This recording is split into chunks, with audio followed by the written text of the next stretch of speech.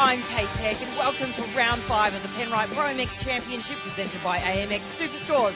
And hallelujah, we are back in the city of churches, Gillman in South Australia. A quick drive from the heart of Adelaide at a track that holds many fond memories for riders young and old, like 11-time National Motocross Champion Lee Hogan. Thank you. Yes, it's a fantastic place here. Many fond memories, and wow, there's some history at this place. Yeah, so Lee, we've had a pretty solid, clean round of racing at Maitland. We've passed the halfway mark, and it's getting pretty hot at the front of MX1. Dean Ferris took a clean sweep of Maitland and took the championship lead. He sure did. Now, Ferris is looking dangerous. He's fast, he's consistent, but I think the biggest problem for his competitors is his starts. When they're on point, he's almost unbeatable, and they're on point at the moment. All right, well, let's take a look at the Michelin track preview with yourself and expert commentator Danny Ham.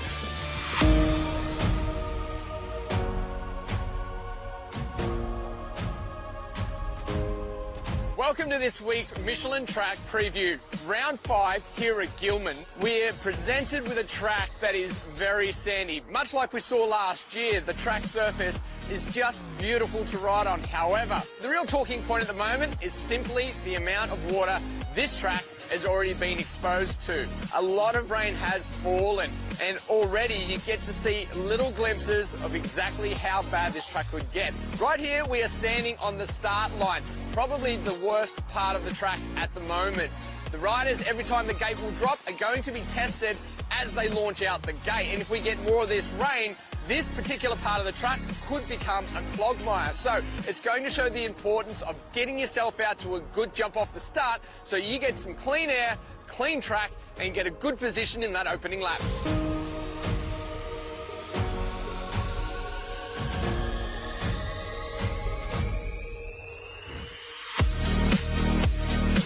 Right here you can see exactly just how much water is laying around. They've even had the pumps out, literally trying to clear this particular part of the track. Being so low, it pools up massively. So there's going to be a lot of water lying around this area. But as you can see just behind me, the track is fantastic past this point. The rest of the surface is quite hard, quite sandy, and has really absorbed all the water that is thrown down on it so far. So rest of the track, fantastic. This particular part, this is going to be struggle street. The legacy continues here at Gillman in what I believe was the best prepared track in the 2022 ProMX season.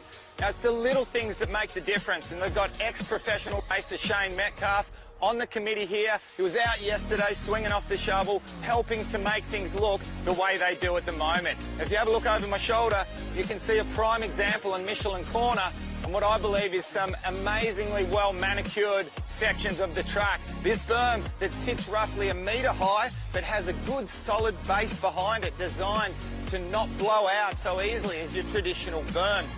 As we keep walking down here and we have a little bit of a look, the MRA club here at Gillman have raised every single part of the track a good 300 to 400 mil higher than the base level that the ground's supposed to be. And as you can see behind me, water either side on what Danny Ham has named the Gillman Island. A fantastic job, and of course a testament to the club and their preparation for this event.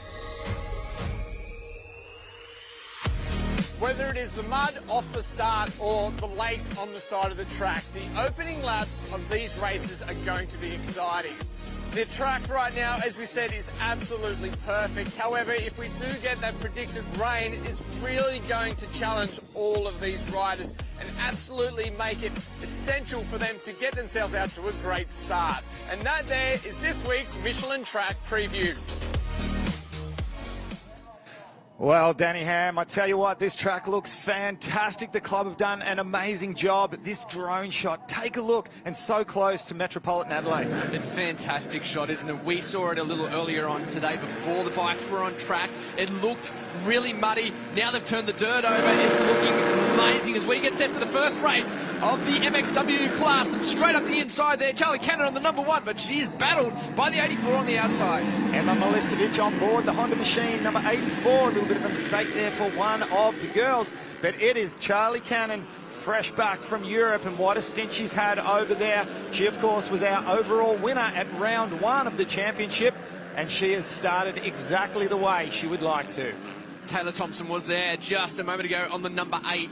New to the gas, 252 stroke, but she has been relegated back one more position. Of course, that is Emma Milicevic in their 3rd place. Oh, mistake by our 2nd place rider just there. It was a big, big moment. Actually, that might be Emma there that did have that moment coming around there.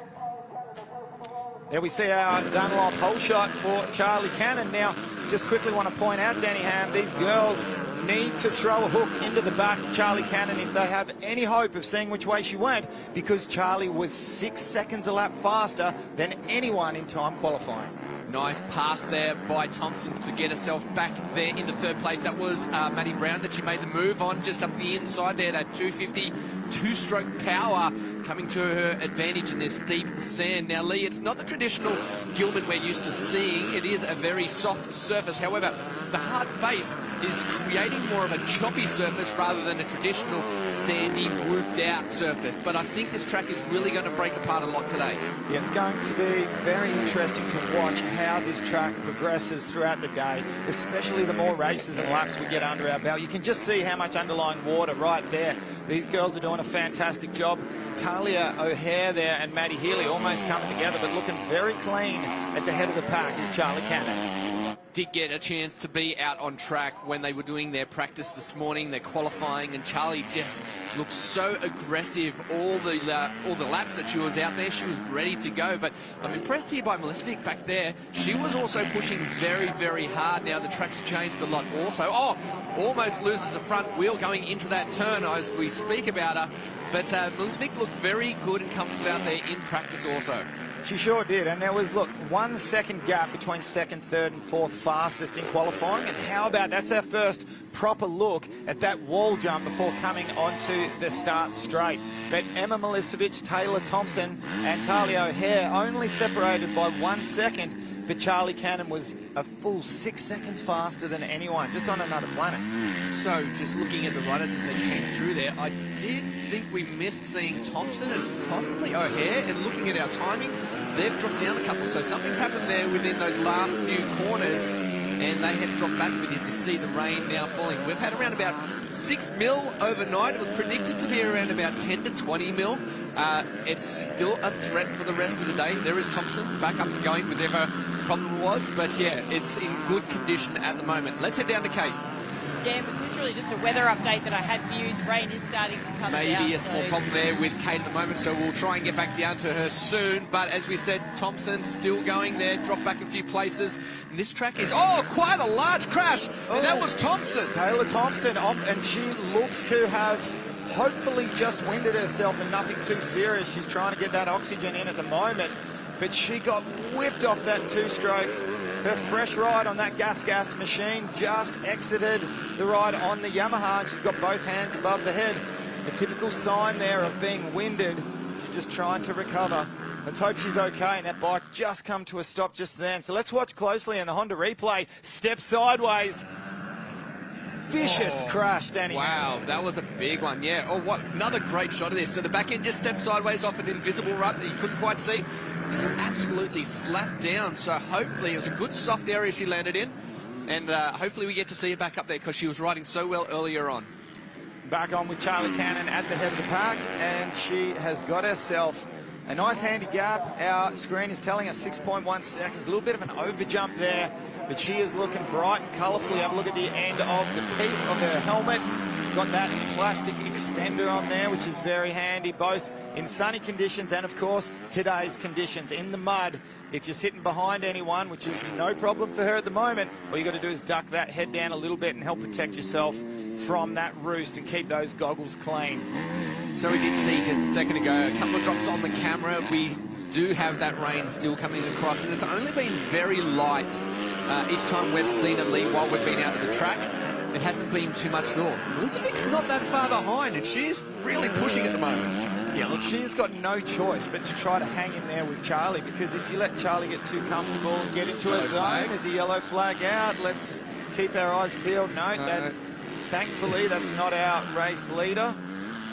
It looks like Taja Morris possibly have gone down there.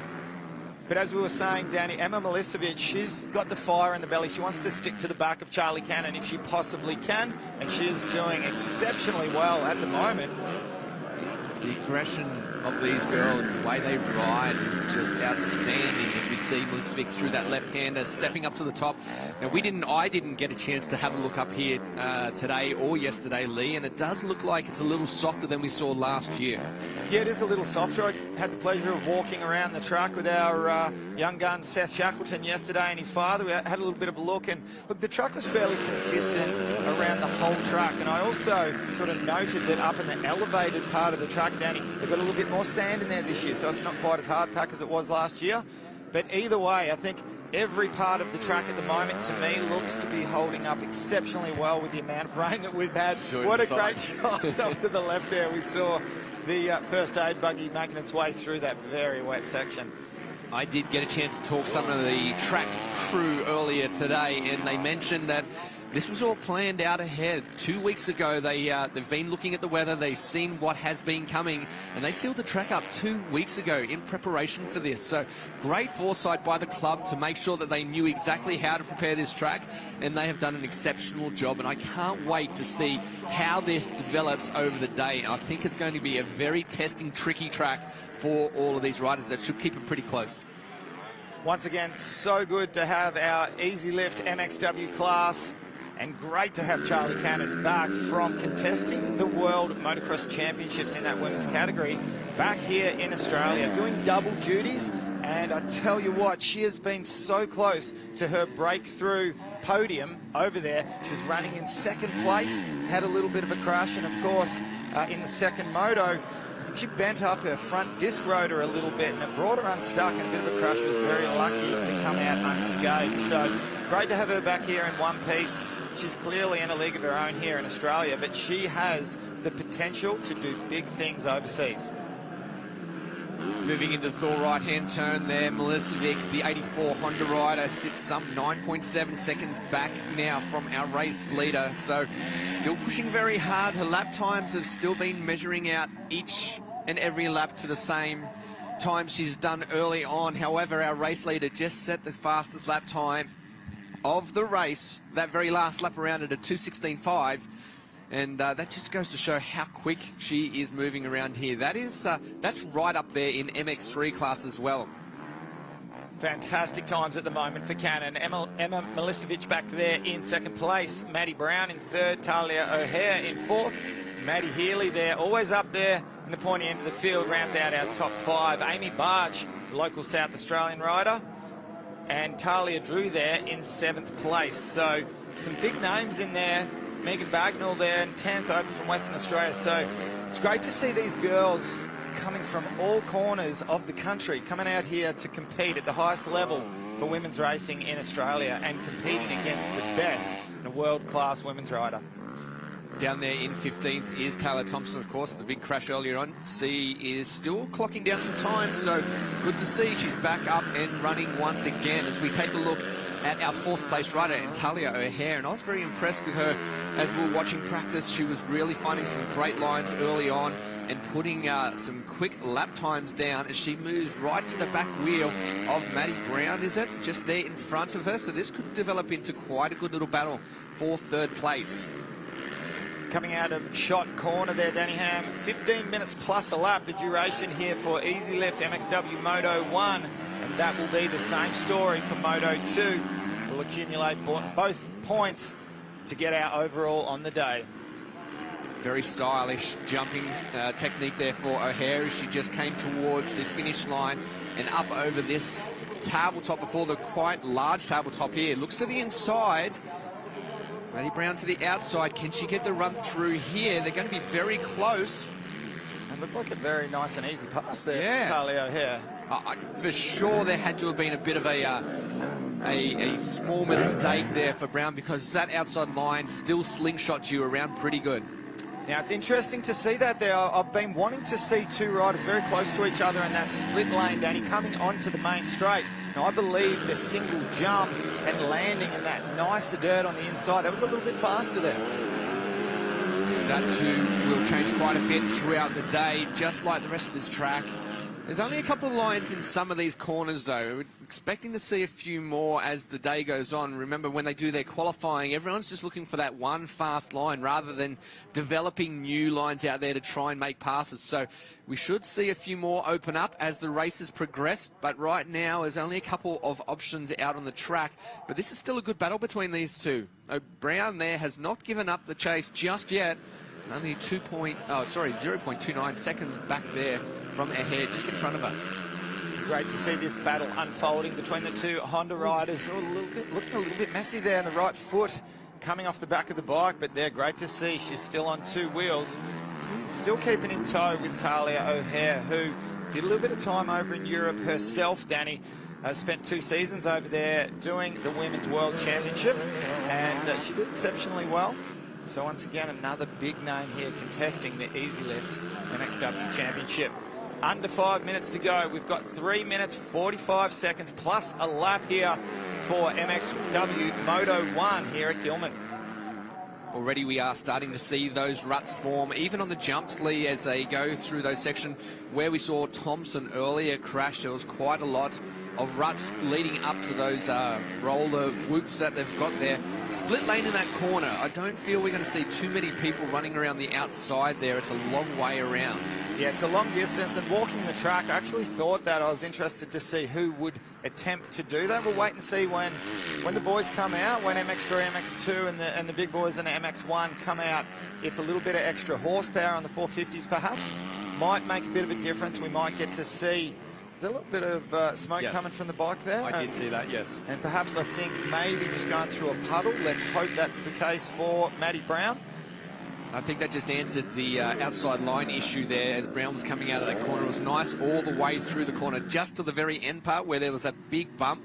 It looked like maybe one of the ruts they were following has blown through and they're bouncing up over the top. So slowing that momentum down, that inside line, certainly a better option at the moment. Smoke under this one too. The girls are really riding these bikes hard. And a lot of even the fluid you can see bouncing out of the bottom too. Yes, certainly. You only have to be just ever so slightly too hard on the clutch or revving the bike a little bit too much, and all of a sudden the coolant starts going out. So all of these separate classes, the riders, their teams, their parents, everyone involved, they're all trying to figure out how to keep these bikes a little bit cooler, and they end up running totally different coolant in the radiators that handles extremely high temperature. They end up putting this plastic mesh over the cover of the radiator louvers so that they don't get jammed up with mud. If you stop these bikes from breathing, these bikes will stop on you.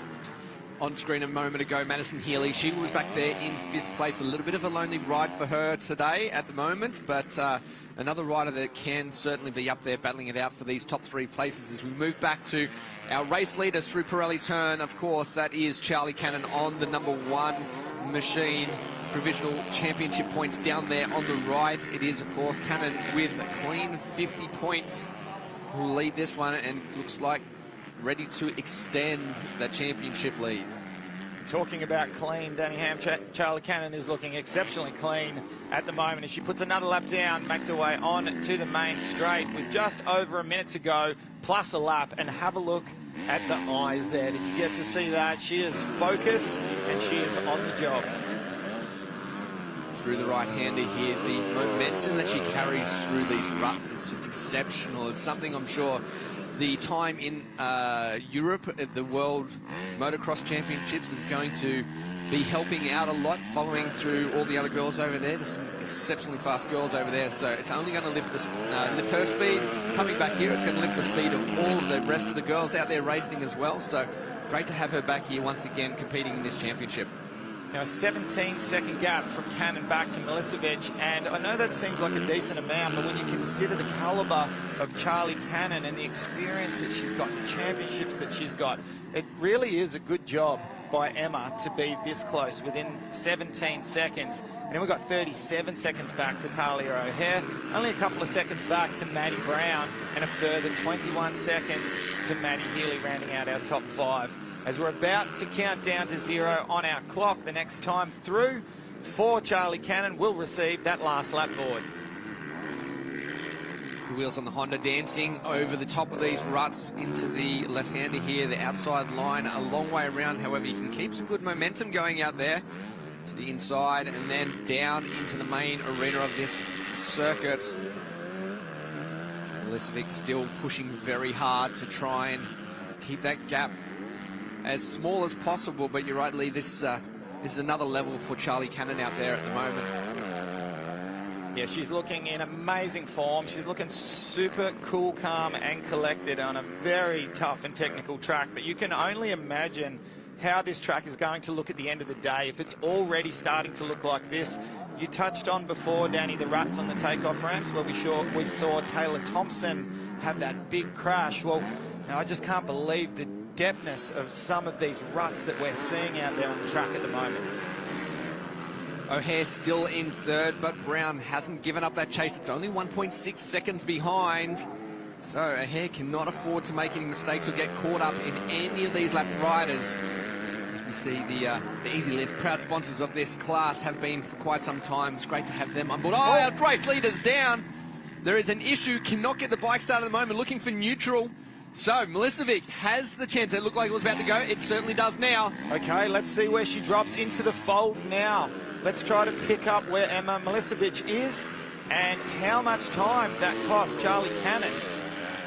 The lap rider there, number 17, of course. There she is. And there she is. Okay, so that could have been disastrous for Charlie Cannon. I wonder if it was just simply a stalling of the bike or if she had a little tip over. I think it was a stalling of the bike. It didn't, not that I was paying that much attention to it, but it didn't look like any of the gear was dirty, so I think just where she was sitting was possibly just a stall of the bike. And then once those bikes are as hot as they are, it does take some time to make sure that you are in neutral, and it is easy to get this bike going. A lot of the times, especially with how hot they are, if you leave it in gear and try to start it with the clutch in, there's just too much drag on that back wheel and it will not turn over enough to start. All right, getting towards the last half of the lap here, and we're not too far away from that checkered flag about to come out. What a race number one it has been, without a blemish except for one tiny little mistake, and that's a stalling of the machine for the Yamaha Yamalube racing rider with number one on her plate and the red background. A fantastic job for Charlie Cannon so far. Through the left-hander here into this sweeping right-hander of Michelin turn, and the inside line so deep already. Yeah, and it's got a couple of hooks in it, doesn't it? It tips in and then straightens up and then has another go. And if you're not mindful enough or looking ahead far enough, that'll catch you out. You'll end up having a little tip over halfway through. Up and over the big tabletop for the final time, and eases her way across the double and will take the checkered flag. And what a sensational win in Moto 1 of the Easy Lift MXW. Charlie Cannon on board the Yamalube Yamaha racing machine, and second place, and a valiant effort for Emma Milicevic. Congratulations, the number 84 Honda. Great ride by Emma there. Very impressed with what we've seen by all of these girls. We look back to our next few places. That is Samantha MacArthur on the 111 machine. No goggles. She'll come around and complete her race. It's one of those tracks at the moment, Lee, and we'll probably see this a little bit later too with the big boys, that goggles could become a big issue today with the amount of loose sand, dirt that gets thrown up, as well as if we do get that rain a little bit later. The raindrops on there are going to really make you work those roll-offs very, very hard, so that could be an issue later on. Absolutely. Now, it'd be great if when Kate's down on the podium, perhaps she can maybe ask Charlie if that was a stall or a crash. We'll have to wait and see. Let's take a look at the Easy Lift results. WMX Moto 1, Charlie Cannon with the win. Emma Milicevic back there in second place. Talia O'Hare third. Madison Healy in fourth, and Maddie Brown in fourth. Maddie Healy in fifth. Taylor Drew back there in seventh place. Abby Maurice back there in ninth. Megan Bagnall in 10th. Taylor Thompson, great to see, got back up there into 11th. But let's head back down to Kay, who is with our winner. Charlie Cannon, congratulations on the P1. What happened at the end there? I just came in trying to come around the outside of a lapper, and I guess I just locked my brakes on too hard and stalled the bike. Yeah, it took a while to get going. Right. Did you enjoy being back in Australia racing your mates? Oh, for sure. It's always good racing at home. Yeah, The Yamalu team is great, and yeah, it was good fun. Okay, congratulations. Good luck in the next moto. Thank you. Well, what a win there for Charlie Cannon on board the Yamaha racing machine. And you can see she looks a little bit dejected there with stalling the bike. But good jump out of the gate from Emma Milicevic. But up the inside, Charlie Cannon was having none of that as she earns herself an impressive hole shot. It looked like it was going to be Emma's start there. Oh, there's that big moment we saw from a different angle. So that was a great save by Emma. We saw Thompson up the inside here. She put a charge on nice and early. That was a good line, wasn't it? Very nice pass. She just made a line out of nothing there. But unfortunately, it came unstuck right here with this massive crash. That absolutely whipped it down so hard. So, as we said, great to see her back up and getting around there. Hopefully we'll see her back out there in Moto number 2. Another crash here. Now just getting back to Taylor Thompson. Let's hope that she's okay, because very easy to ring your bell when you do that. So that's the main thing. Hopefully no concussion there. Talia O'Hare giving us a little bit of a whip for the cameras, and another rider gone down, which was a bit of a common theme in this race. Extremely tough conditions. But no one was going to see Charlie Cannon when the checkered flag came out. She had a fantastic race. And what you said about it being a little bit annoyed on the podium there, she wants to do perfect races. She's using this for more practice before she heads back overseas and continues her championship hunt. There is the stall right there. Yeah, that's the stall. And she also nearly got ran into by the back of that lapped rider. But yes, like you mentioned, Danny, not only here in Australia, but Europe, she's trying to minimise those mistakes. All right, well, time for a quick little break here. When we come back, we've got Moto 1 of the MX3.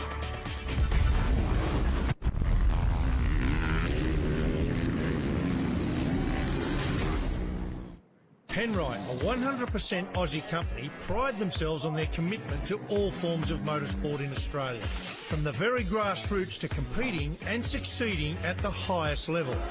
It's always been a big part of their DNA. And this real-world testbed for their products ensures the lubricants and fluids you buy for your vehicle have benefited from the development of being punished in a way that only competition can.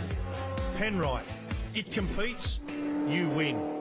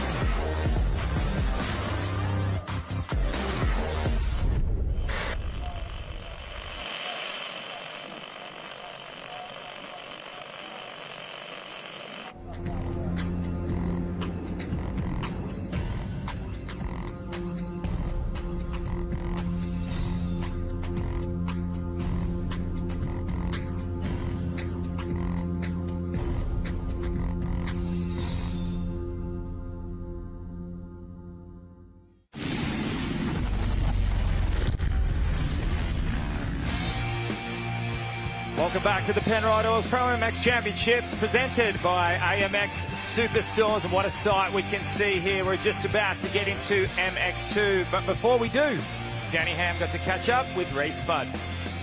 One of the riders really coming to form in the MX2 class is Reece Budd. Reece, you've really got some momentum going right now. Win of the last round. Queensland Championship wrapped up just last weekend. You got your first podium here in the MX2 class at Gillman. Surely there's some confidence coming into this one. Yeah, definitely. The ball's been rolling the last few weeks, that's for sure. You know, coming off that first overall MX2 win is a special one for me, and somewhere that I've ridden quite a lot as a junior, so hits close to home. So yeah, such a special moment for me. And then the following week, Queensland title, wrapped up the championship for the second year in a row. So that was cool. So yeah, as you said, the ball's rolling, the momentum's gone my way at the moment. First MX2 podium here in 2022. So yeah, things are just going my way at the moment. The vibes are feeling awesome right now, and I'm ready to rock and roll. The move over onto the new team as well, Serco Yamaha, how has that been, the progression into that and moving into this race on this team, how does that feel? It's absolutely amazing. The team have gone above and beyond for me to get everything the way I wanted, and yeah, the bike's working amazing, the engine package, suspension, it's everything that I need to go perform and do what I need to do. So like I said, ready to rock and roll, and hopefully for a good weekend. Good luck, mate. Thank you. See you out there. Thanks. Just down at the start line, I've got Mark Sladdick, the crew chief of Honda Racing. Wilson Todd, how's he feeling? You know, he's kind of been rebuilding after broken ribs and a few other bumps. He's back to 100% health now, so he's feeling awesome. He's doing really well. You know what he's like. He doesn't talk a great deal. Now we can't stop him from talking. He's feeling really good. Oh, watch out, that's quite exciting. So pole position, what about this gate choice? I think his gate choice is unbelievably good. And yeah, he's like 2 seconds quicker than anybody else today, so I'm sure we'll see it out there. So absolute, because obviously you can't see on the camera, but it is the closest to the inside, this gate choice. So you really need to get a good start here, otherwise you will get boxed in at the turn one. Yeah, he has to get the jump and has to make sure that he stays on the whole way down the straight. Yeah. Okay, thanks for chatting, Mark. You're welcome. Thanks, boys. Great to check in there with Mark Sladdick. Let's take a look at the Pirelli lineup. MX2 Moto 1, Wilson Todd was fastest in qualifying. Jesse Dobson also very, very fast with a freshly broken rib, Danny. Reece Budd, Noah Ferguson, Nathan Crawford. Mini was up there. Great to see Blake Fox with a good time as well. Brody Connolly we expect to see up there. Yokoyama looks awesome out there as well, and Benny Novak. So going off the times, we did see a little bit of difference between them, but these guys, again, first out on track, there wasn't a lot of track developed, a lot of lines developed, so those times are still not set in stone as to who is really going to shine in this one. However, this will be the first test for these guys, but you got to admit, seeing Wilson Todd at the top of the list has got to be a little concerning to everyone else. We've seen him be so consistent at the start of this championship to sit himself at the top of the championship leaderboard. However, he didn't really show us the pace that we know he had in any of the previous rounds. Maybe we will see it here. I think he's just starting to come into his own, Danny Ham, the Terra Firma Honda rider, factory HRC rider. Wilson Todd, he's on 147 points, and he's got a 27-point lead over his closest rival, which is his teammate, Brody Connolly, also riding for Terra Firma Honda. So can we see a little bit of a change up here? We know at the previous round, Reece Budd got his first ever overall MX2 win, and both the Serco Yamaha boys qualified second and third fastest today. So looking good for those guys. Nathan Crawford, 5th fastest today in qualifying. He has been either at the top of the pack or something crazy happening like a mechanical DNF or disqualified. So can he start to find some momentum here today at Gillman? I feel it's one of those tracks for Crawford that will really suit him down to the ground. He does like that technical aspect. From what we see anyway from the sidelines and on TV, he looks like he thrives in these kind of conditions. Jesse Dobson too, really starting to find that form. We saw a great result out of him at Maitland in one of the races. Can he continue that? But as you said, a small injury with him as well. It's going to be hard work out there for this entire race. And we just saw a very pumped up Jesse Dobson there trying to get himself amped up for the drop of the gate. He is ready to go. Let's watch here and see who will jump. Great jump from Wilson Todd out of the gate. That is almost a guaranteed hole shot. He has got a couple of bike lengths going into the first turn. Well, they picked that one perfectly from the inside. Maybe just a little bit drier. Is that Crawford there in second place already? Reece Budd back there in third. A few guys off up the inside. So these riders have some hard work ahead of them if they want to run down that number one. However, Crawford is in a good position right now. If there is anyone that has the raw speed, it is Nathan Crawford. The 7-hole shot award going to Wilson Todd. And that was the number 16 machine of Barham, fresh to the Yamaha bike, off the side of the track, running through the lake. So he's got some work ahead of him. Dobson on screen, the 14 machine. He is back there a little bit in 9th when they went across the first timing loop. So he's got some work ahead of him also. A little bit of a backstory there to Caleb Barham, who off the Husqvarna machine had got some very much appreciated sponsors for the last few years, got offered the ride from Yamaloop Yamaha Racing because of a couple of injured riders. We, of course, have no Alex Larwood at the moment, who is out for the rest of the season due to a new shoulder injury that needs a full reconstruction. And, of course, Jace Cosford has a bit of a niggling knee injury with the MCL knee ligament. We should see him back for QMP. No boys out here for Yamaloop Yamaha Racing, which meant the offer got put to Caleb Barham, and he grabbed it with both hands. Ferguson was back there in 3rd place. I don't believe we've mentioned him just yet. He was absolutely launching the little wall jump there near the mechanics area in practice. Oh no, Barham down. So not a great start for his campaign on the Yamaha, but I believe we'll see him bounce back from that. He is a rider that's got plenty of confidence at the moment, and he definitely works very hard. So don't expect to see him down there for too long, as we see the first 3 riders completing their first lap, learning this track, figuring out where all those lines are, and Todd looks good at the moment, but Crawford hungry back there in 2nd. I love that run and hide on the pit board, Danny Ham, a famous pit board that would very regularly get put out for Jeremy McGrath back in the 90s in Supercross, and his mechanic Skip Norfolk would pop that out. Brilliant stuff. And there we see. So yeah, Barham, his back wheel went to the inside rut, his front wheel's on the outside rut, and it just gave him a small in-swinger there. Unfortunate for him. Dobson also there, almost coming unstuck in that corner. Just little mistakes as they try to learn these ruts and the way they get around. As we said, they were on a fresh track when they went out for their qualifying practice, so none of these lines had formed up. They are learning it now in the opening laps on the fly. And it's the guys that can pick up these lines the quickest that will definitely have the biggest advantage. But this is a different looking Wilson Todd to what we've seen. This is a much more aggressive riding style than we've seen all year long. It is, and can you imagine the hunger from Nathan Crawford and how angry he's been this season, whether he's been at the head of the pack with a win, trying to get vengeance on something bad that's happened, or whether it's something that he's trying to recover from, a DNF, a disqualification. He's just been angry the whole season. So can you imagine dangling that red carrot out in front of him like Wilson Todd is at the moment? He wants to chase him down, and he is staying right there. He is staying right there, as too is Ferguson, who is really latched onto the back, and also is that it's Reese Budd. Oh, Ferguson absolutely burying the front wheel there in the start of that rut, so that has dropped him back just a fraction more into the grasps of Reese Budd.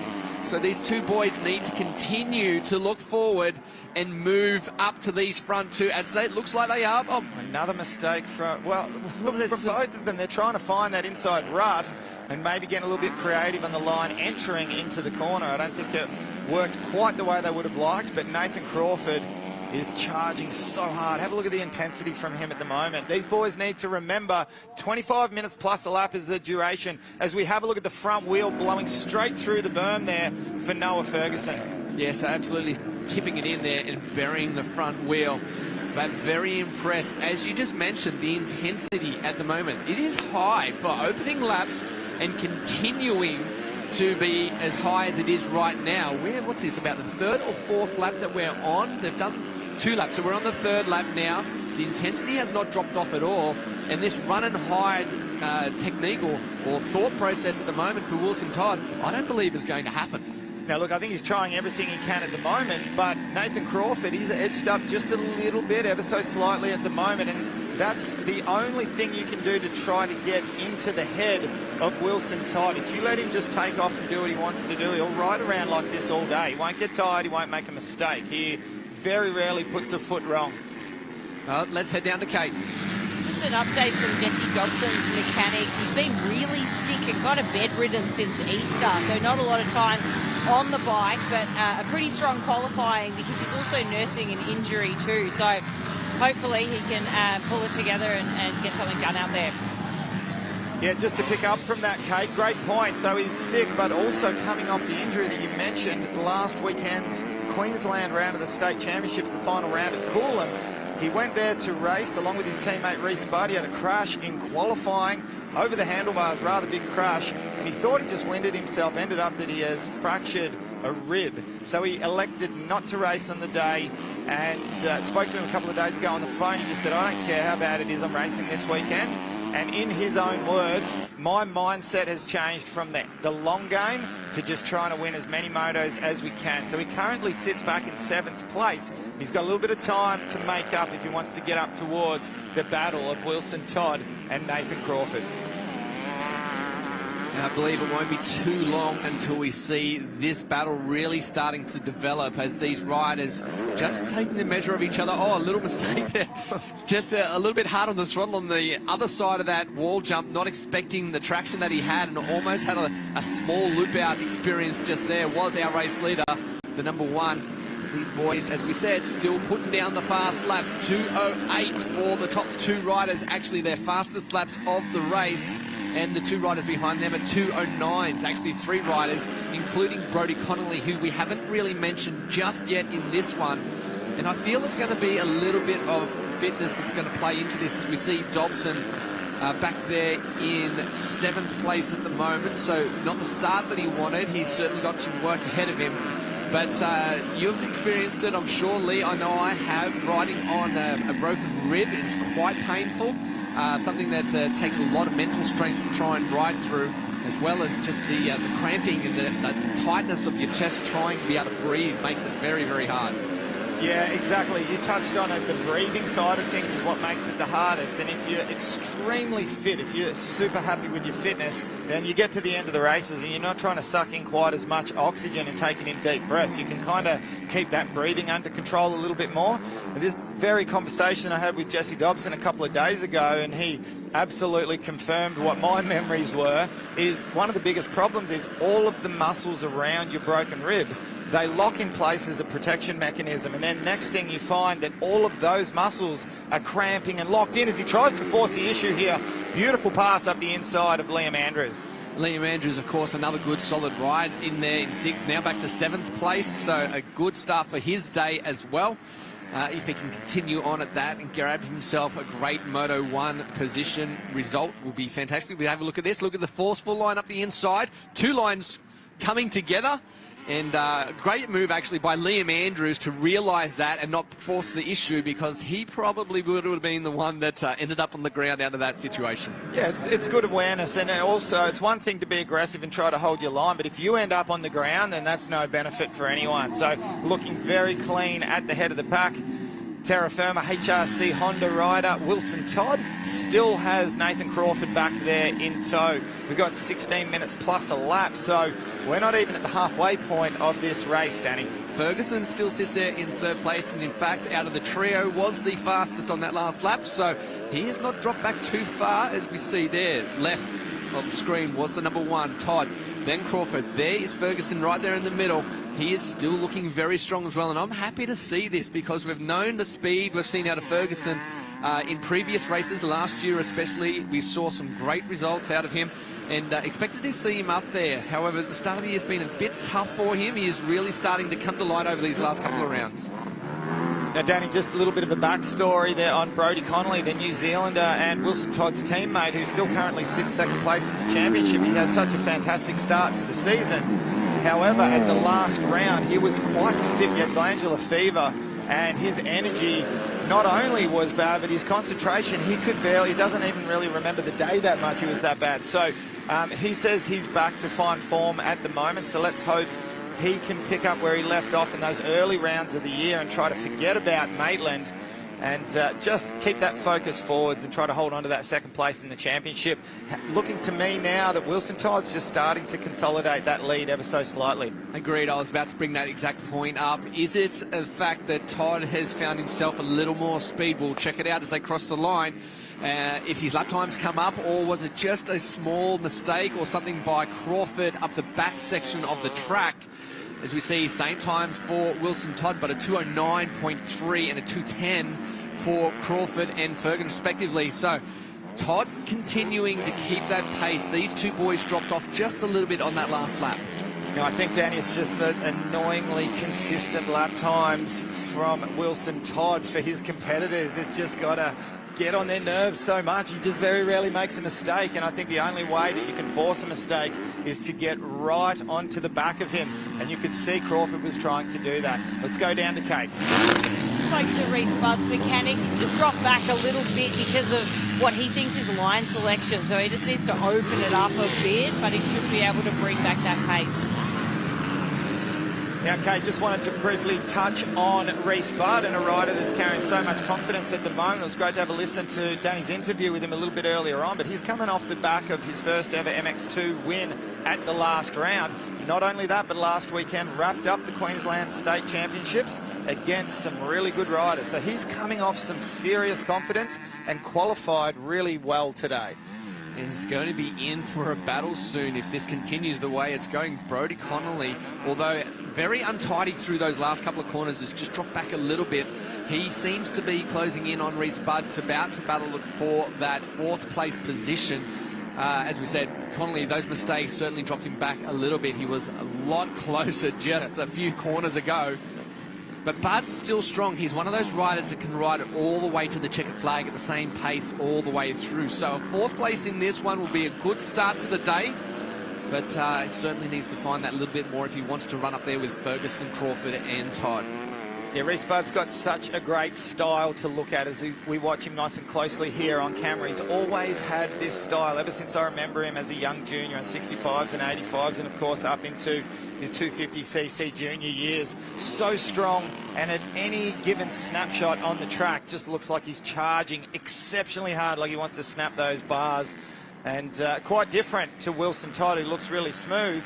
I don't know if he's made a little mistake or if it is Nathan Crawford that's wound the wick up ever so slightly, because no, it's Wilson Todd who's done a 210 that last lap and a 209.9, so Crawford didn't do anything exceptionally special that last lap, just a little mistake from Todd. No, and we just saw it there, Lee, while you're looking over at the times when Wilson Todd landed off that jump. The front wheel left to right, bit of a tang slapper there, so maybe that pace, that intensity is just starting to get to him a little bit. I don't believe there's any issues with him at the moment, but certainly just those small little mistakes has cost him that time, and he didn't break Crawford. It looked like when he started to stretch it out there, it might have been a chance to break Crawford, but Crawford is strong and hungry, and right now he is right there as well, so I don't believe this one is set stone just yet. Crawford still too strong. Yeah, Nathan Crawford smelling some Wilson Todd blood in the water at the moment. Can he mount a challenge and get all over the back of the Honda rider, carrying the #1 with that red background? Done a fantastic job and really been faultless this season. Even had a little bit of sickness himself over the last couple of rounds, but still manages to score good points all the time. And let's go down to Kate again. Yeah, just an update from Nathan Crawford's mechanic. I heard you guys talking about it before, but he said he's riding very comfortably. There's still a lot more in him, and he will be dropping the hammer pretty soon. That's funny too. That's something that we have seen a lot, especially out of Crawford, is that last 5 to 10 minutes when it just seems to find that extra speed. Maybe he's just been playing cat and mouse. Oh, but you see the front wheel just coming into that rut? Yeah, that's the last thing you want to do if you're trying to just take your time as they get deep into some lapped riders. Yeah, that could have been a knife at the front end that throws you on the ground really quickly, and he's just trying to negotiate his way around some lapped riders at the moment. They cost him ever so slightly and a little bit sideways up there. So a couple of mistakes here has given Wilson Todd that breathing room once again. And of course, we're about to pop up and over here and complete another lap. So we'll keep our eyes peeled on the times there. And once again, we've seen a 210.4. So times have slowed ever so slightly with Crawford doing a 210.9. However, I feel those couple of mistakes from Crawford helped contribute towards that time for him. I'd be interested to see what his time was if he didn't have those couple of mistakes. I think it's one of those tracks at the moment that you've got to be comfortable to be a little uncomfortable. Have that bike moving around, doing these little mistakes, a little bit of a twitch here and there. If you're one of those riders that get affected by that and start to tighten up, then it's going to make your race a lot harder. So watching both of these guys, they've both made equal amount of these small little mistakes. However, it doesn't look like it's affected the way they're riding at the moment. So they go into the Max's left here. Crawford visually closer through this part, this lap around, as they go down probably to the stronger part of the track, I feel, for Crawford over the back here. He seems to be quite good into these rollers and then leading up to the back part of the track. Now, Ryder, we haven't really mentioned too much about it. I'm not quite sure why he finds himself this far back, but Caden Minia, who's right up there in the points chase overall for the championship, the young gun from Western Australia on the KTM machine, finds himself back in 18th place. So I don't know if that's a bad start, combined with a crash or a first turn crash. It could be anything. But have a look at the charge from Nathan Crawford. The factory KTM rider has really wound the wick up now and is all over the back of the #1 machine. Yeah, to follow on what you said, Minia, it's one of these tracks we expected to see him up there doing well. So maybe there's been an issue that we obviously haven't seen on camera. Only speculate on that one. But certainly it's heating up the front here. Crawford, as we said, at that top part of the track, he seems so strong through the woods and leading into there. If Wilson allows him to be on the back wheel going up towards that part of the track as they enter into it, I feel that Crawford has a good chance of making past. However, Todd seems to be a little bit stronger through this half of the track. Yeah, Wilson Todd looks great here, coming onto the main straight here, or coming onto the finish line straight, I should say. And he's edged away just ever so slightly. And different lines there from the two riders coming into this Pirelli left-hand turn. But I was just about to say, Danny, can we get into the mindset? I want you to try to explain to our viewers, for Nathan Crawford on a track like this that has so much moisture, as you get up right behind the leader and you start copping roost, you can only do it for X period of time before you either need to, you've got to make the pass, or you drop back a little bit and then remount another challenge, because you can't just sit there cop and roost the whole time. Exactly, you've got to pounce straight away, otherwise you're going to go through the roll-offs. You're not going to be able to see where you're going. Keep an eye on that left hand for Crawford as he gets closer. He's going to have to keep clearing that vision. There it was right there, and he's going to continue to do that while he sits in the back wheel. However, he is close this time. This is what I said just a moment ago. If he can enter that back part of the track this close, Wilson Todd is going to have a very big fight on his hand. Now, there was a couple of turns back, a right-hander, where both Wilson Todd and Nathan Crawford had been taking the far inside line. I like that one where Nathan Crawford took the second line and then cut back across. Now, he didn't lose any time, but he stayed out of the roost. So a little bit of a different rhythm through those rollers there. It was interesting to watch, and Crawford is trying everything he can here. A little bit short on that step up as he comes into this section here. Yeah, drop back just a little bit at the entry to that part, so not this lap around, but however, he knows some good lines. Feet off the pegs, both feet off the pegs that time around, a little unbalanced, but Crawford will have to regroup again and try to remount that challenge. But you're right, you cannot sit behind these riders when you're in that position of Crawford for too long. It just will destroy the vision, it will make it very hard, and it's easy to fall into the speed of the rider in front of you if you aren't able to clear that pass straight away. Yeah, that previous left-hander around the outside, it was a great drone shot that we saw there, and Wilson Todd just railing around that berm. That looks like a lot of fun. That's about the one corner I'd enjoy at the moment, Danny. Yeah, I'd struggle out there absolutely everywhere right now. These ruts, these bumps that are going on, the way the bike is twitching around, my arms would be pumped up by lap. No, I'm not even talking laps. Corner two, I'd be done. Oh, it's good to reminisce, though. Good times. Amazing job for Wilson Todd at the head of the pack. Continuing to lead, we've got 5 minutes and 45 seconds on the clock, plus a lap. Pitboard comes out for our race leader, and the slightest of gaps over factory KTM rider Nathan Crawford. 1.2 seconds the gap. And could we possibly be seeing that little rubber band effect where Crawford drops back just for a little bit, ducks his head to try to not get covered in that roost? And there's that line I was talking about, Danny, where he's changed it up and he's gone for the second line. He actually made up a bit of time there. So fastest lap we saw just down the bottom there, 2:08 for our race leader on lap number 3. They're doing 2:09 neat still And we are a lot of laps into this race. 9 laps, in fact, into this race. So it just goes to show the intensity that remains out of these two guys up the front. Ferguson is back there 4 seconds back, but he is equaling their times nearly every single lap. He's just had one bad moment out there that has dropped him back. Here we go. We are a lot closer this time into a lapped rider also. Will that play into it at all? So unfortunately, Crawford had to follow Wilson Todd through due to that lap rider that has smoke pouring out of the bike. But let's see the exit speed, because he had to rail for the outside. That wasn't bad, that outside. He's got a fast part of the track here. What can Nathan Crawford do? He's trying to stay out of the roost, coming out of the back of that Honda, and we're coming into this left-hander with this nice berm here that the riders swing into, rocket their way towards Michelin turn, where both riders are electing for this inside rut, this tricky rut.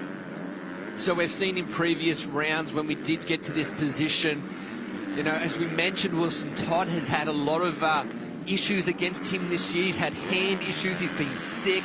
He has had the pre-season injuries that he'd been carrying leading into it. We mentioned at the start of this race, this is a different looking Wilson Todd. In previous rounds, when it got to this point and Crawford was so strong, Wilson Todd just backed it down, did the smart thing, collected some very valuable points. It's a different story here. He is ready for this fight, and you can see it with the way he is riding right now. Oh, mistake though. This will allow Crawford to be very close. Yeah, let's have a little bit of a look here. Not as close as we would have thought. However, 3 minutes 30 plus a lap, so we're very close to around that 5 minute to go mark before the checkered flag will come out. So the toughest time of the race. This is where all of your midweek training off the bike, trying to get that fitness up, both aerobic and anaerobic fitness. This is where it comes into play, where you're dipping into your reserves to try to finish not only at the same pace that you started, but quite possibly finish even faster. 209s is incredible for both of these riders. Let's see when they come around the next time if they can continue this pace right the way through to the end. Oh, that back end stepping out there as they exited off that. Oh, Wilson Todd, the back end stepping out too. It's forced him to the inside line here. So it worked out pretty good though, that inside. He hasn't been using it too much. It worked out nicely, but they are into some lapped riders again up the back part of this track, up and over this step up along this great section of track that the spectators there on the sides really getting a full grasp of how quick these riders are going. And Wilson Todd remains strong up the front. Once again, we had a lot of lap riders through that section, but it allowed Nathan Crawford to be able to take his favourite line. So he goes for an outside here. How's it going to play out? Swings off the berm, but I believe it may have been a little deep. Lost a tiny bit, but still finds himself super close. What a whip sideways of that KTM. He was lucky to hold on to the machine. It just shows the intensity that these guys are riding at the moment. That wide line is too far out, but Crawford had no option. He couldn't follow that lap rider through there. And a lap rider just not having the awareness of knowing he's been put a lap down. Hey, he's in a battle with someone for the win here. Well, that is a shame. 1:44 on the clock. With a 2 minute lap time, we have 2 laps to go in this race. As we look at this replay, watch for the kickback here. Well, actually, it was just a bounce off that braking bump into the little single there. And that just caught him a little unawares, didn't it? It sure did. Wilson Todd continues to lead now, 1.5 minutes. Lap rider having a look over the left shoulder, and yes, correct, you're about to be put a lap down with that big red background there carrying the #1 plate. Wilson Todd has been unstoppable so far, but it has not been without pressure from Nathan Crawford, who has been so fast this year at times, and he's got some serious points to make up. If anyone is going to see the back end of Wilson Todd throughout the last half of this championship, they're going to have to do something special. Did you notice the roll-off pull there by Crawford? It was so relaxed. He just gently reached up, 2 little gentle pulls. It's not like he's even concerned at the moment that he did just drop back and already is back onto the back wheel of Wilson Todd. He certainly does look to have ever so slightly that little bit of extra pace, doesn't he? To be able to drop back and then as he needs to, get back on again. But it's another story getting past the rider the calibre of Wilson Todd, who doesn't seem to get too rattled when you can see that front fender getting thrown up the inside. Into the left-hander here. Up the top, this will be the second last time through here, so Crawford really needs to close down that gap as quickly as he can so he can mount a charge on this final lap. Into the up one star's right.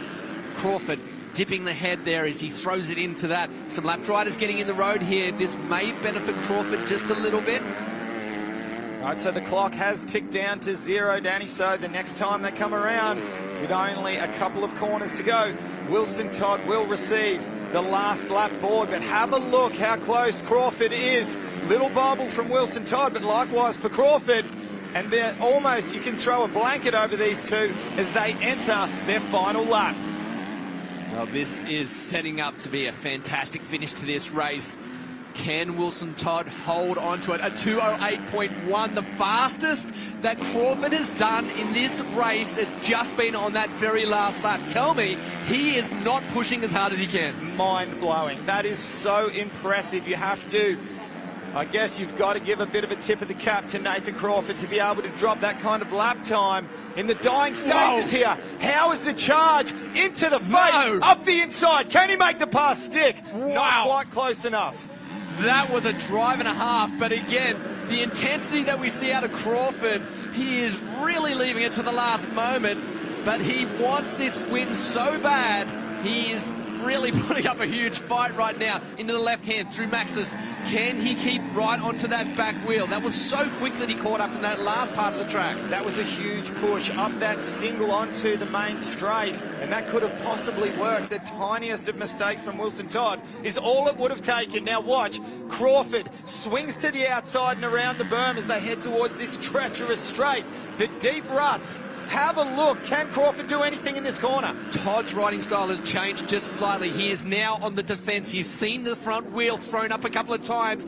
As we see Crawford to the inside, he's almost close enough, but you can see he's getting into the mind of Wilson Todd right now. Todd needs no mistakes if he wants to win this race. Well, that's the point, isn't it? Nathan Crawford needs to try to force the mistake. He knows not to go to the outside there. He lost too much ground. But into this section here, he's got options in this next corner. Does he head to the inside? Yes, he does. Didn't quite get the launch through the left there was Crawford. He's going to have to follow him through here, but he needs to be right on that back wheel, which he is. Only a couple more turns to go, Lee. This is exceptional racing by Nathan Crawford at the moment. He's going to take a mistake from here because it's all straight on in. Crawford to the inside, scrubs and stays low. Whoa. Can he get there? Oh, how about the speed? And they head towards the checkered flag. Wilson Todd on the Terra Firma Honda takes a sensational victory here and starts the day at Gillman in fine form. What a battle we saw from Nathan Crawford. Amazing race. Incredible race. So good to see, and it's exactly what we expect out of Gillman. Once again, it is delivered. Wow. Third place, Noah Ferguson, only 14 seconds back. But those laps, those last couple of laps, a 2:08, again, both from Wilson Todd and Nathan Crawford. Take a bow. These two, what a race. To keep those lap times for the entire race is just something else. And let's have a closer look at them. Let's try to see if anyone's breathing a little bit harder. Wilson Todd looks good. He doesn't look gassed. Same as Nathan Crawford. Exactly. You would expect out of that last charge that Crawford might have been breathing just that little bit heavier, but no, both of these riders very composed as they are back towards the podium, and we'll get a chance to speak to Wilson Todd soon, but I cannot wait to see how Moto2 plays out in this one. What a way to start the day for these guys. So impressive, and a credit to Nathan Crawford with his strong race there. He has leapfrogged Brodie Connolly, now moves up into second place in the championship chase. However, Wilson Todd currently sits on 172 to Nathan Crawford 138. What a gap he has. This season is shaping up all to be Wilson Todd. Let's take a look at the Pirelli results. MX2 Moto 1, Wilson Todd from Nathan Crawford in quite possibly the battle of the season so far. Noah Ferguson back there in third place. Reese Budd from Jesse Dobson. Great result for Dobson to get up there. Brodie Connolly in sixth. Liam Andrews with a fantastic effort. Hayden Smith, New Zealander, also, he moved up a lot of places. Benny Novak and Haruki Yokoyama. Ryan Alexanderson, 11th place. Chandler Burns, good job for the privateer. Caleb Barham made his way after a couple of crashes up to 13th. Minia in 14th and Atkinson in 15th are your top riders in this race. Wow, what a way to start the day in this one. Can't wait to get down and hear what Wilson Todd has to say, so let's get down to Kate.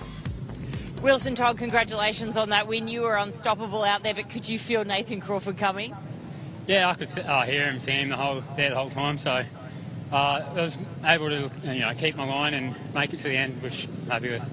Yeah, and how are the conditions out there? How's the track forming up? It's a little bit like one line, just because they weren't able to rip it with the rain, so it's kind of slippery if you go out of that main rut. But hopefully it forms up for the next one.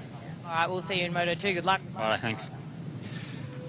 Well, right there shows exactly the confidence that Wilson Todd has leading into this one. As we take a look at that incredible start from the inside by Wilson Todd, it was almost like he had some kind of different dirt that he was starting on compared to everyone else. And as we said, the line selection up the inside, so important, and he gained that because he was the fastest in qualifying. So just shows the importance of getting out early and getting those times sorted out, as one of our riders went down early on in this one, and we saw plenty of moments from a lot of these riders early on. Great shot of all the riders coming to in the MX2 class, thanks to the Honda Highlights package here.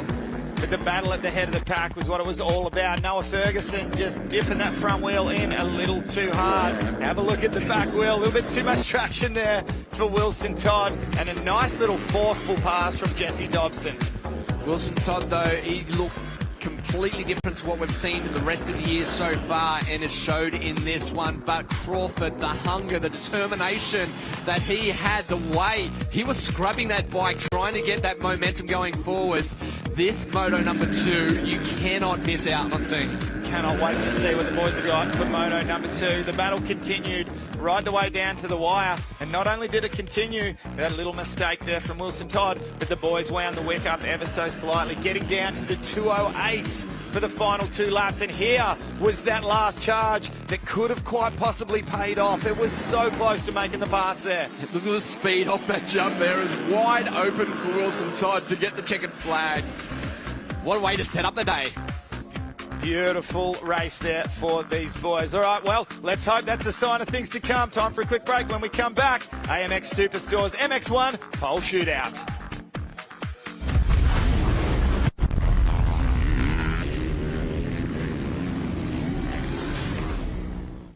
AMX Superstores are proud to present the 2023 ProMX season and are giving away a $1,000 shopping spree every ProMX round. That's 8 chances to win $1,000 to spend on all your favourite gear at AMX. To enter, simply purchase any product at AMX Superstores, either online, in-store, or at the AMX pop-up shop at ProMX. Then scan the QR code and fill out the form to win. It's that easy. What are you waiting for? Rush in now to AMX for your chance to win. AMX Superstores, proudly supporting the 2023 ProMX series.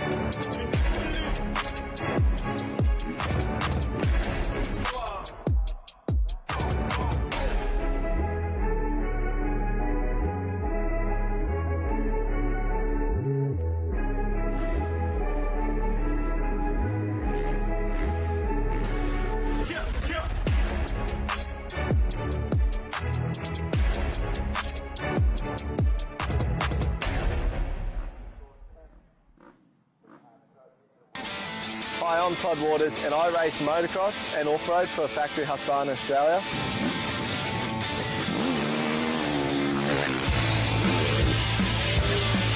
And I believe suspension is everything.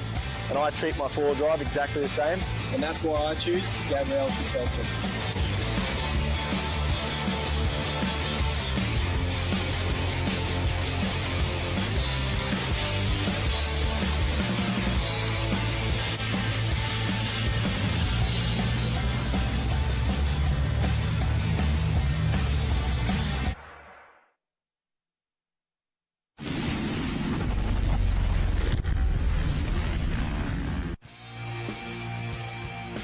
Well, we're back into the action. The AMX Superstores Super Pole. We have got some of the biggest MX1 riders down here. Have a look at the list of riders right there. Down here in the red background, 111 Dean Ferris, our points leader. And right next to him, Jed Beaton is taken off first. Yeah, well, I was about to say, look at how intense all these guys are. They want to get out on track first, but then they all just crawled off the jump. So, interesting mind games here. So, these guys, top 10 fastest in the qualifying from earlier on. They will now go out and re-qualify in just 8 minutes. They need to set down their fastest times.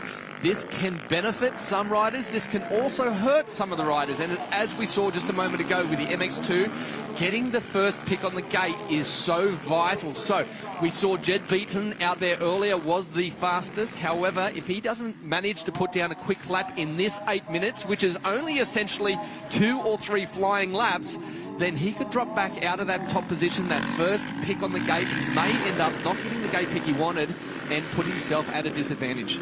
Well, we've seen it numerous times this year, Danny Ham, where the rider that's gone out in MX1 qualifying and they've been fastest, they've gone out in the pole shootout and not necessarily finished in that top spot. Now, will that be the case for Jed Beaton here, who was lightning fast and looking very ominous for his competitors here today after struggling with bike setup and form at the last round? If he can get some momentum back again, perhaps challenge our championship leader, Dean Ferris. Who knows?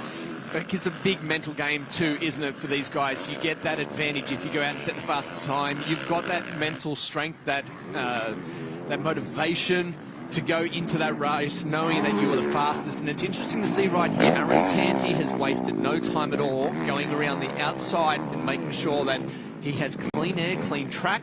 He will get a chance to throw down the quickest times and get into that race pace nice and early. A big advantage for these guys, the top 10, they get to see the track after the changes of the previous couple of races since they were out there in their practice, so they'll have a better understanding, a better idea of how this track is formed up. But I always say that qualifying times don't usually mean too much. We've seen it many times with Dean Ferris. He doesn't qualify the fastest. He could be back there in 6th or 8th, and yet still in the race, he can come through with a win. However, I feel this track today is the first time we've really seen the importance of making sure you get that first pick on the gate, because it really could play against you for the day. Yeah, the pick of the gate is crucial when it comes to qualifying. If you've got a bad pick, it's going to put you in a very boggy part of the track. But as far as needing to get yourself a good qualifying position to be able to be good in the races, like you mentioned with Dean Ferris, it takes such a strong mindset to be able to do that. There's a lot of riders that maybe don't quite have that self-belief, that they need to go and prove to themselves that their times are right up there and they're close to the fastest on the day for them to actually go out and do well in the races. So, yeah, like I said, it's quite a rare thing and a pretty rare species in the form of Dean Ferris to be able to do that. Just watching Kyle Webster step out a little bit sideways there on that wall jump coming onto the start straight. That would have certainly made me a little nervous, the way that back end just stepped off that jump. It didn't seem to mind at all. We have seen great speed out of Kyle Webster in previous rounds at tracks that you and I have both said, well, that's strange. It's something that we wouldn't expect out of Kyle Webster. This here, although that's a slight mistake, this here is more his comfort zone. So we expect to see some quick times out of him today. And already in qualifying, we did see that as our boys are on their fastest laps. And just looking at our splits that we have here in front of us, it's all pretty equal at the moment.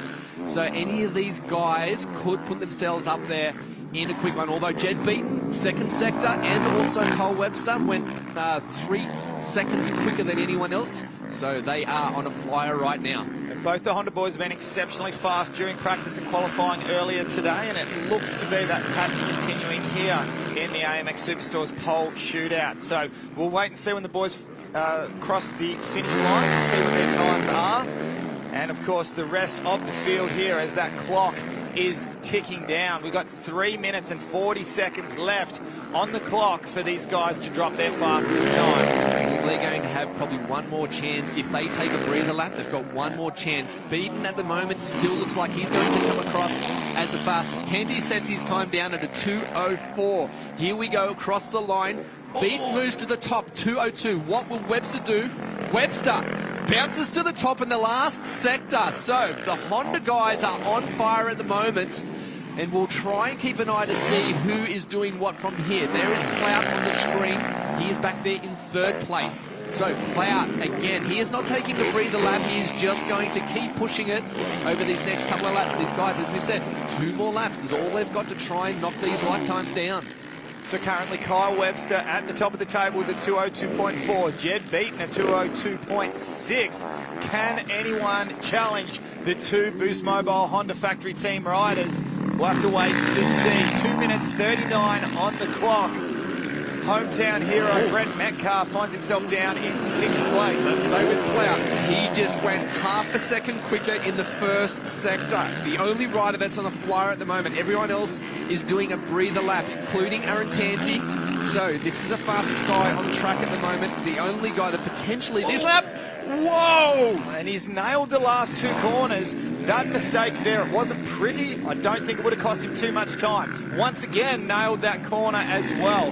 So let's stay on Cloud if we can for as long as we can, because this is an absolute flyer, a beautiful left-handed turn. Do you think, though, that mistake that he made is too much? Will he be able to regroup that time?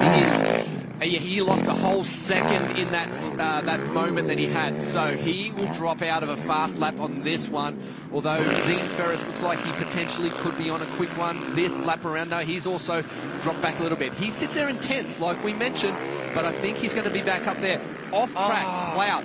And that's so easy to do. When you're on a flyer like this and you've only got a couple of corners to go and you make a mistake like that, it's so frustrating because you have to fully reload and mount another challenge. So Ferris is the other guy that is on a flyer at the moment. He is down there in 10th place. Currently looks like he is set to get there to maybe 3rd place with the lap that he's got going at the moment. However, a couple of small parts of the track there, it looks like he's just backed out of it. So he's going to have one more shot at this. So, last lap for everyone. The time is about to expire. 58 seconds. Anyone that doesn't cross the line within that time, it's all over for them. Oh, big little kick sideways there. Not the way that he would have wanted to start that lap, but let's keep an eye on him as he comes out of the left-hander, up and over the tabletop. A little bit of a kick there. His line's not coming quite together as he would like, I don't think, Danny, into this right-hander here. That's not too bad as he heads down towards our wall jump. Yeah, so to me, the bike doesn't look quite as settled as we have seen in previous rounds. He's been exceptional with his bike setup at the earlier rounds that we've seen this year. This one not quite there yet, but it won't take too much to make those changes if he feels it's going to help. So he's certainly on a flyer, but the other guy that is on the flyer is the guy on screen right now in Aaron Tanti. Blasts around the outside on that CDR Yamaha. He is looking good. He was the quickest in the first sector by 0.3 of a second. Can he continue that momentum and finish out this lap? Now, let's not forget this Gillman round for Aaron Tanti as he cops a little bit of a kick on the CDR Monster Energy Yamaha. This was the turning point of his season last year as he came out on top. The whole team rallied behind him in the weeks leading up to this event for 2022. And, of course, we know the history. He came out and won the championship, so he has some very fond memories here, and he's looking towards stringing together a good lap. He has just gone up to first position. If things stay the same, he needs to finish these last 3 corners and a couple of straights. Ooh, he is pushing it. You can see it right there. The leg didn't quite get quite as up as high as he wanted into that right-hander. Now the left, only 2 turns to go. He may have dropped a couple of tenths maybe, but it still puts him there with it in grasp of the top position as he blasts through the last corner towards the finish line. Can Tanti knock everyone out of the park and put it up the top? Waiting to see with the shuffle around here. Oh, that last bit just killed him, 0.9. Oh, it really did. It was just those 2 corners in a row that cost him. So it will certainly look at the moment. We'll just make sure we have got Dean Ferris is just really cruising around here, moved up to 5th fastest, but Kyle Webster will be our fastest with a 202.4, and he will take out our AMX Superstores pole shootout here today for round 5 at Gillman. What an amazing job by both of the Boost Mobile Honda team riders in 1st and 2nd place. Brett Metcalf coming through here at the moment. Metcalf will end up, he made his way up to 6th place, leapfrogging a couple of riders just there. Well, that was an interesting shootout. Cloud about to come over. I don't think he's on that great a lap at the moment. He's still there in third place. And that was an interesting shootout. The guys essentially got one lap out there to try and knock down these times, where usually we see a couple of chances, a couple of laps. Too many mistakes by out of everyone.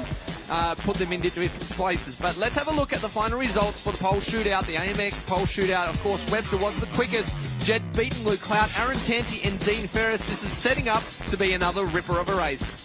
Amazing job by the two Honda boys, and of course the first of the Yamaha guys, Luke Clout back there in third, Aaron Tanti in fourth, the two CDR Monster Energy Yamaha boys, and last round winner and red plate holder Dean Ferris in fifth. But I think the main thing to bring from that is the form from Dean Ferris. He does not look comfortable out there. You've made the call though, however, he quite often doesn't qualify the best.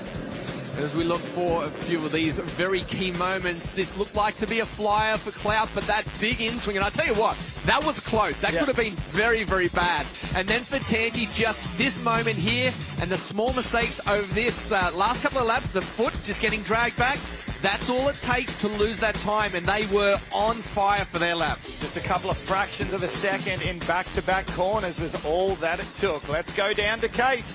Congratulations, Kyle Webster, on the AMX Superstores pole shootout. Well done, my friend. Are you just loving the conditions out there? Are you feeling really comfortable? Yeah, it's really good. I think with all the rain that we've had, and it was definitely looking like it was going to be pretty average. But the crew have done an awesome job, and the weather's holding out for us at the moment. But the track's really good so far. Can this translate to race pace? I sure hope so. I feel like it's needed, so we'll wait and see, and have two clean races and two good starts, and hopefully we're good. Best of luck out there. Thank you. Congratulations to Kyle Webster taking a sensational victory in the AMX Superstores MX1 pole shootout. Time for a quick break. When we come back, to Maxxis Tyres MX3 Moto 1.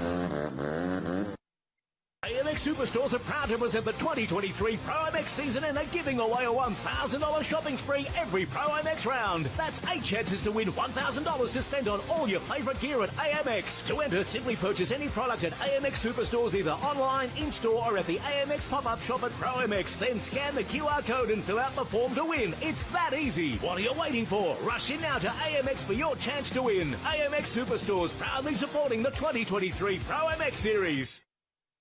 Is that it? Yep, I think that's everything. Whether you're heading off past Bonnie Doon, It's nothing like getting back to nature. rounding up the girls on the farm, Come on, girl. Come back here. exploring waterways with mates, Thanks, driving. working on your dream approach. Now just gently press down the accelerator. Gotcha. Kick-starting your motorcycle obsession. Living your wildest adventure. Racing each other through single track. Hi, Dad. What's for dinner? Or bringing that trophy catch back for the crew. Hey guys, hope you're hungry. There's no better feeling than sharing it with mates on a Yamaha. United by Yamaha. AMX Superstores are proud proud to present the 2023 ProMX season and are giving away a $1,000 shopping spree every ProMX round. That's 8 chances to win $1,000 to spend on all your favourite gear at AMX. To enter, simply purchase any product at AMX Superstores, either online, in-store or at the AMX pop-up shop at ProMX. Then scan the QR code and fill out the form to win. It's that easy. What are you waiting for? Rush in now to AMX for your chance to win. AMX Superstores, proudly supporting the 2023 ProMX series.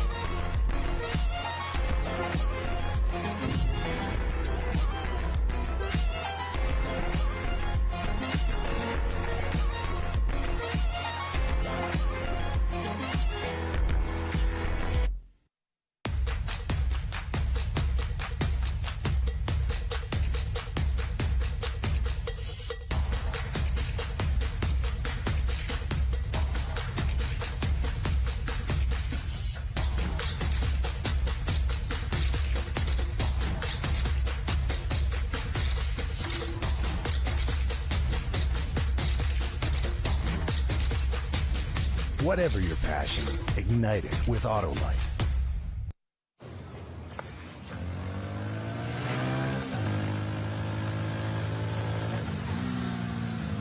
At this very moment, the rider is protected, but it only takes 0.03 seconds for the sneaker to burst, 0.6 seconds for the jeans to disintegrate.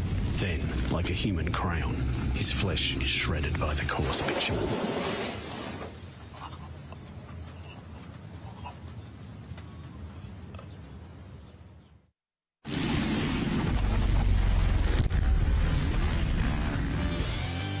Penrite Oil's ProMX Championship presented by AMX Superstores. We're at Gillman for round 5 of the championship. Danny Ham, we have just watched an amazing race in the MX2 along with the pole shootout, and now it is time for MX3. Who is your pick? Oh man, this is a tough one. Byron Dennis was the quickest out there earlier, but it is so close between them. Let's look at the Maxxis Tyres MX3 lineup. Byron Dennis, as we mentioned, the quickest. Jake Cannon, Campbell Williams, Kai Woods, Jack Mather are your fastest 5. Some of the big names up there, of course. Nick and Pace, then we've got Seth Shackleton, Kate Kingsford, Will Carpenter. The list goes on. Now, I watched the qualifying. There was some really quick guys. It was interesting to see who was riding with who as we are getting set to get this one underway. Of course, the fastest guys to the inside. We saw a whole shot from gate 1. Can it happen again? Unfortunately, bad start from Campbell Williams out of the gate there. He got dropped. It looked to be, was that Byron Dennis with the red plate who rocketed out of the start from, I believe, that same starting position that Wilson Todd started from. Some of our riders down. Oh, that was a lander. Travis Olander has gone down in that first turn. We'll try to pick up our riders here. Is that Cannon, I think it was, that just went to the inside, moved into 4th, and as you're Byron pointing out Dennis. to me, they got Shackleton back there in 2nd. What a start for him, Byron Dennis in the lead. Yeah, great ride, great start there from these top 3 riders. And how did Campbell Williams end up in 3rd? Okay, talk to me, Danny. Oh, there's, definitely an inside line there as we look at the Matrix whole shot. Is Byron Dennis an inside line in turn number 1? Got him up there a few places, so it'll be interesting to see how that plays out as we see Shackleton there in 2nd place on the BCP Honda, looking very good, and he was one of the riders I did see look more comfortable at this round than we've seen in previous, so hopefully we see a good result out of him. But a couple of other riders I saw that were fast. Alsop, he was up there in qualifying. He's back there in 6th place. Tao, Woods, 5 and 7, so there's plenty of big names still to come up. This race I expect to really heat up as we get further into it. So 14-year-old Seth Shackleton back there in 2nd place. The first time we've really got to see him on TV since He got that whole shot in the mud at Wodonga, but he is coming under pressure from a very fast qualifier, Jake Cannon, back there in 3rd place. So great ride from him. Campbell Williams back there in 4th. 5th place, Connor Towell, who we've seen a lot of whole shots from, Danny Ham. Jet Alsop back there in 6th place. Alsop looked very good and comfortable out there also in practice. As we see now the dirt, it looks like it's starting to dry with the sun and the wind that we've got today. It's only going to open up a lot more lines. Shackleton, a little bit of a little kick there coming into that corner. Byron Dennis, though, this is good to see. Very strong out the front. As we look through the rest of the list, Cannon, Williams back there in 4th, Tau. They are all still very close as they go across the start line for the first time. Look at that slop coming in. You can see the Bobcat machine work where they're trying to scrape the mud off. Once again, the club have done just such a fantastic job to raise the level of this track so that it's not prone to the rain that we got here. And just the conditions are amazing. Connor Towell on screen at the moment. Towell we've seen up there many times before, a rider that certainly knows the pace of the front runners. Back there in 5th place, interestingly, in the qualifying and practice session, he was probably one of our top riders, or one of the only top riders that was out there doing it by himself. He didn't have other riders around him to try and track and learn their lines. There was these other little clusters of these top riders all riding together, keeping pace with each other to see who's doing what. Shackleton on screen at the moment, coming under siege by Jake Cannon, and Campbell Williams still hanging in tough back there in 4th place. But ever so slightly, Byron Dennis starting to stretch out that lead at the moment, and of course he carries that red plate. So the championship points leader looking very nice and smooth here at Gillman. Oh, Cannon reaching up to get a roll-off pull there to try and clear the vision, and got a little bit kicked unexpectedly off the up ramp as we see Shackleton to the outside of that inside line. There's a couple of lines forming into that one now, so that's changed a little bit. Outside here, I think this is a wrong line for Cannon. However, if he was in there behind Shackleton, he might have got caught up. It didn't work too bad, actually. He's proven me very wrong in that one. Yeah, around the outside goes Jake Cannon trying to slingshot past the Honda rider, but it looks like Shackleton will have the inside here. Innovative line from Cannon, trying to find a little bit of space out of nowhere, and these 3 riders really have jammed up here in that battle for 2nd place. Williams also trying to take advantage of this. That slingshot around the outside really comes into play on these smaller bikes because it keeps that momentum going in these heavier dirt conditions. Oh, big launch off there by Cannon. I don't know if it's a better line to launch off there, but it is tightening up between these 3. Shackleton still managing to hold into that 2nd place. And the roost, when you're sitting this close to the other riders, like Jake Cannon is so close behind Shackleton, you're just getting covered in roost all the time. When you're a junior, sometimes you're a bit reluctant to ease off the pressure and remount another challenge. But when you've got Campbell Williams all over the back of you, you can't ease up too much, can you? Not at all, as we see them bounce through these doubles. A very tight line there for Cannon. Actually went off track there. It was not intentional, that one. He just got kicked the wrong way, and Williams may take advantage of this to the inside. However, Cannon with a slingshot around the outside here. Can he keep that momentum going, or will he be closed out? Off track, off the side of the track, comes back on, doesn't make up a position or any ground, but how will this play out in the next corner? Jake Cannon trying to get up the inside of both riders, and Campbell Williams slingshots around the outside. What a move by Williams. That was very well read. As we see Cannon now, looks like he is going to get that opportunity to make this pass stick. However, Shackleton moves to the outside there and just takes that line away. Cannon appears to be the quicker rider, but he just hasn't been able to find a way around. He finally now puts himself into a position where he should be able to hold down that position up the inside.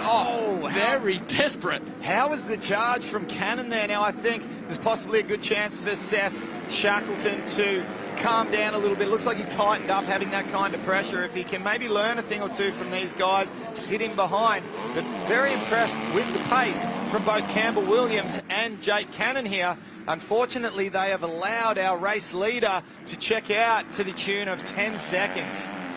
So we are looking at the lap times on our screen. 2:10. for Byron Dennis. If we take a quick look at this replay, watch to the inside here by Williams, or actually the outside for Cannon. Just gets a little bit offline. Track excursion here for the Yamaha rider, but he comes back on. No harm, no foul, and this is where the pass is set up from the Empire Kawasaki rider Campbell Williams around the outside. Will bring him right next to Shackleton, and that's where the pass was made. That was a brave move because Shackleton really could have closed that one down. Yes, he could have. That was very brave. Getting back to what I was saying, 2:10 was the lap time the last time around for our race leader, 2:13 for Williams, who was the next fastest on track. So Dennis is in a league of his own. As you can see in the background, 2 straights away already. He has a huge lead over everyone else. Yeah, fantastic job for the Factory Gas rider Byron Dennis. Currently sitting on 164 points, and that will stretch out his championship lead over. It will be Campbell Williams on 132, so one mammoth championship lead for Byron Dennis as it sits at the moment.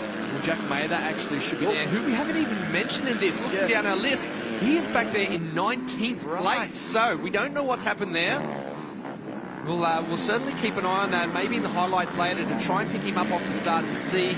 Maybe he got caught up on that first turn issues, but yeah, that is unexpected to see him way back there. As we see Tao now going to work on Shackleton to the outside here. We know Shackleton switches out wide, so Tao will have to change it up, but at the same time they've got Allsop right in behind them as well. Allsop exceptionally fast during time qualifying, so can he leapfrog these 3 riders? Connor Tao a little bit sideways, he'll go to the outside and that'll jam up Jet Allsop and put a little bit of a lid on his charge for the moment. That gave a little bit of space to Shackleton to settle down and do his own thing. But a little bit of a gap, unfortunately, for Seth Shackleton. Have a look at the steam coming off the bike. That's an instant smoke. That's something has fallen off, like a radiator hose or an oil cap, an oil cap, something like that. It hasn't built up. I did just start to see it before you caught it, and that looks very bluish as well. Yeah, that does not look good. And with 11 minutes plus a lap still to go, that is looking very, very dangerous for Jet Allsop on the KTM machine. I'd be surprised if we don't see an issue with that bike a little bit later on as we look at Campbell Williams now, the Kawasaki rider, Empire Kawasaki, down to the 212s in that last lap. So he has picked up some pace as well and starting to open up a small gap over Cannon. We head back down to Kate. Yeah, just got an update from Jackie Mather's mechanic. He had a crash in the first turn and then also in lap 2 on the rollers. Yeah, well, that will do it to you. First turn crash, yeah, it's hard not to get caught up in one of those, but you can't afford to have that second crash on lap number 1. Too many riders will go around you, and it puts a lot of work ahead of him. He's in 17th now, so he has moved up a couple of places, but yeah, certainly what we expected from the position that he was in. And also, let's give some props to Campbell Williams coming on top last weekend, Maitland round of the championship, taking the overall victory, riding for Empire Kawasaki, and his first win for Empire Kawasaki in what has been a bit of a dry spell since the start of last year, where he got a couple of overall wins racing for Honda and was for a while there leading that MX3 championship. Yellow flag out here. Let's hope it's not one of our race leaders. It doesn't look like from what we can see, but still very impressed with Shackleton. He's managing to hold on. He hasn't dropped off the back too much from Cannon. You can still see him there up in front of him, although it is a little bit of distance. It hasn't slowed down Allsop. He is still just trying to rev the absolute limit out of that bike. And you got to wonder at this stage, Danny, if he even knows if that smoke's coming far enough forward so that he can pick up on what's going on. The smoke off Tow's on as well. On a Tow's bike as well. Both. What is going on here, Danny Ham? That is pouring smoke from nowhere. Just started. Yeah, so we know that it's a very heavy track and it's hard on these smaller bikes. These riders really heavy on the clutch and on the power. And if they are too heavy on the clutch, it's going to heat those bikes up quite a lot. So interesting to see that we are seeing this early. We didn't see too much of it in practice. But now in the race, when it does get to these conditions, it comes back to the rider being mindful and making sure that these bikes will make it to the end. So we see, also right to the inside. Just a small slide off. He didn't make any ground, but he certainly went to the inside there. So let's see how that one plays out. But yeah, this battle between these two has allowed Shackleton to start stretching it out. That's smoke is just, it looks to be coming from the left side of the motor there. It doesn't look like it's coming out of the bottom of the overflow for the radiator, so it certainly looks, as you mentioned, Danny, it looks to be oil related. But the bike just continues to keep ticking. You know, we still have 8 minutes plus a lap, so close to 10 minutes to go. It's going to keep ticking, Lee, and it's going to tick itself to an explosion, I feel. Unfortunate because he's riding so well, but these are the things that could happen. Hey, it might prove us wrong. It might make it all the way to the end. Oh, Tao! That was a bucking Bronco exit into the corner. He's trying to get the bike picked up. Now, wondering how that's going to affect the smoke that was coming out of the back of that bike. That's going to allow a clear run for Jet Alsop, whose bike doesn't look to be smoking too much at the moment. He's got a little bit of time to try to make up to our current fourth place rider at the moment, Seth Shackleton. That's not a great sign to see that it's stopped smoking. So we'll just keep an eye on that. But yeah, now he has a clean track to go up to second. And have a look at this. So he bounces into this braking bump. Just G's out. That's a frame G'ing out on the top of one of those sandy braking bumps. And basically, this is a different angle, so this will be caught. Berm, actually. Wow, it's the start of the berm. Yeah, so he was trying to get to the inside there, but just misjudged only slightly. And unfortunate for him, that has put him onto the ground. The bucking Bronco, absolutely perfect analogy of that one, Lee. It really did just toss him over the top. As we go back to Jake Cannon here, who sits there in third place, we saw such great speed out of him in the opening round at Wonthaggi in these kind of conditions. I expected to see him up there again, of course, sitting there in third place, a good start to the day, but kind of expected him maybe to be able to run up there in the top position. So we'll see how this one plays out. Yeah, so Jake Cannon not too far off the back of Campbell Williams, only 3.3 seconds, so still plenty to play for here for our top three riders. Byron Dennis hasn't put a footer on this whole race so far, and it's getting to that stage of the race, Danny, where Byron Dennis needs to negotiate his way through lapped riders. That was Jake Hansen, unfortunately, just on the side of the track there, the 416 machine, so he'll be getting back up. Whether that was just a small crash or a bike issue, we're unsure, but it certainly didn't look like there was any issues with himself. He'll be back up and going as we see Williams there. Second place, still cruising around, but I tell you, he cannot back off as the gap isn't that huge. However, the gap is huge to this guy. 13 seconds is the lead that Byron Dennis, the 23 machine, has over everyone else, and he's really gotten stronger every time we see him out on track, hasn't he? He really has grown a lot over this last year. He sure has, and he seems to really be enjoying that red background. He's just grown in confidence. He's walking around with, you know, a little bit more of a puff out of the chest, that self-confidence and self-belief. And it all started with great qualifying this morning, gave him that perfect opportunity to grab that gate position as we see a squeeze up the inside from Jet Alsop, making his way up into fourth place and relegating Seth Shackleton back to fifth.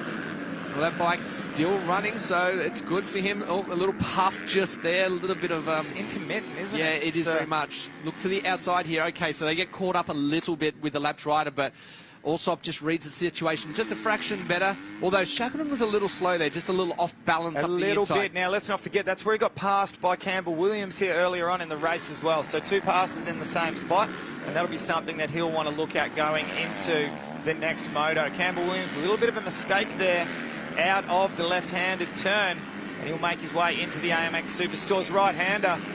One of our lap riders getting all kinds of out of control there.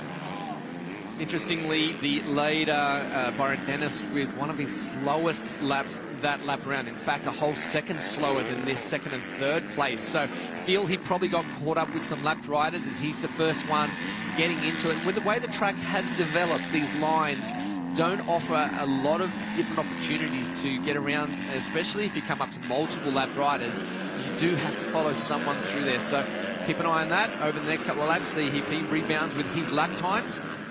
13 seconds still is the lead, so there's no immediate danger for him or challenge that could possibly come to him. As we see exactly my point right there, Williams nowhere else to go as they went into that corner, just had to try and use that different line. Just leaning in there and almost tagging the bars of a lap rider that sometimes don't realise they're about to be tagged, and you can quite often find yourself on the deck before you even know what happened.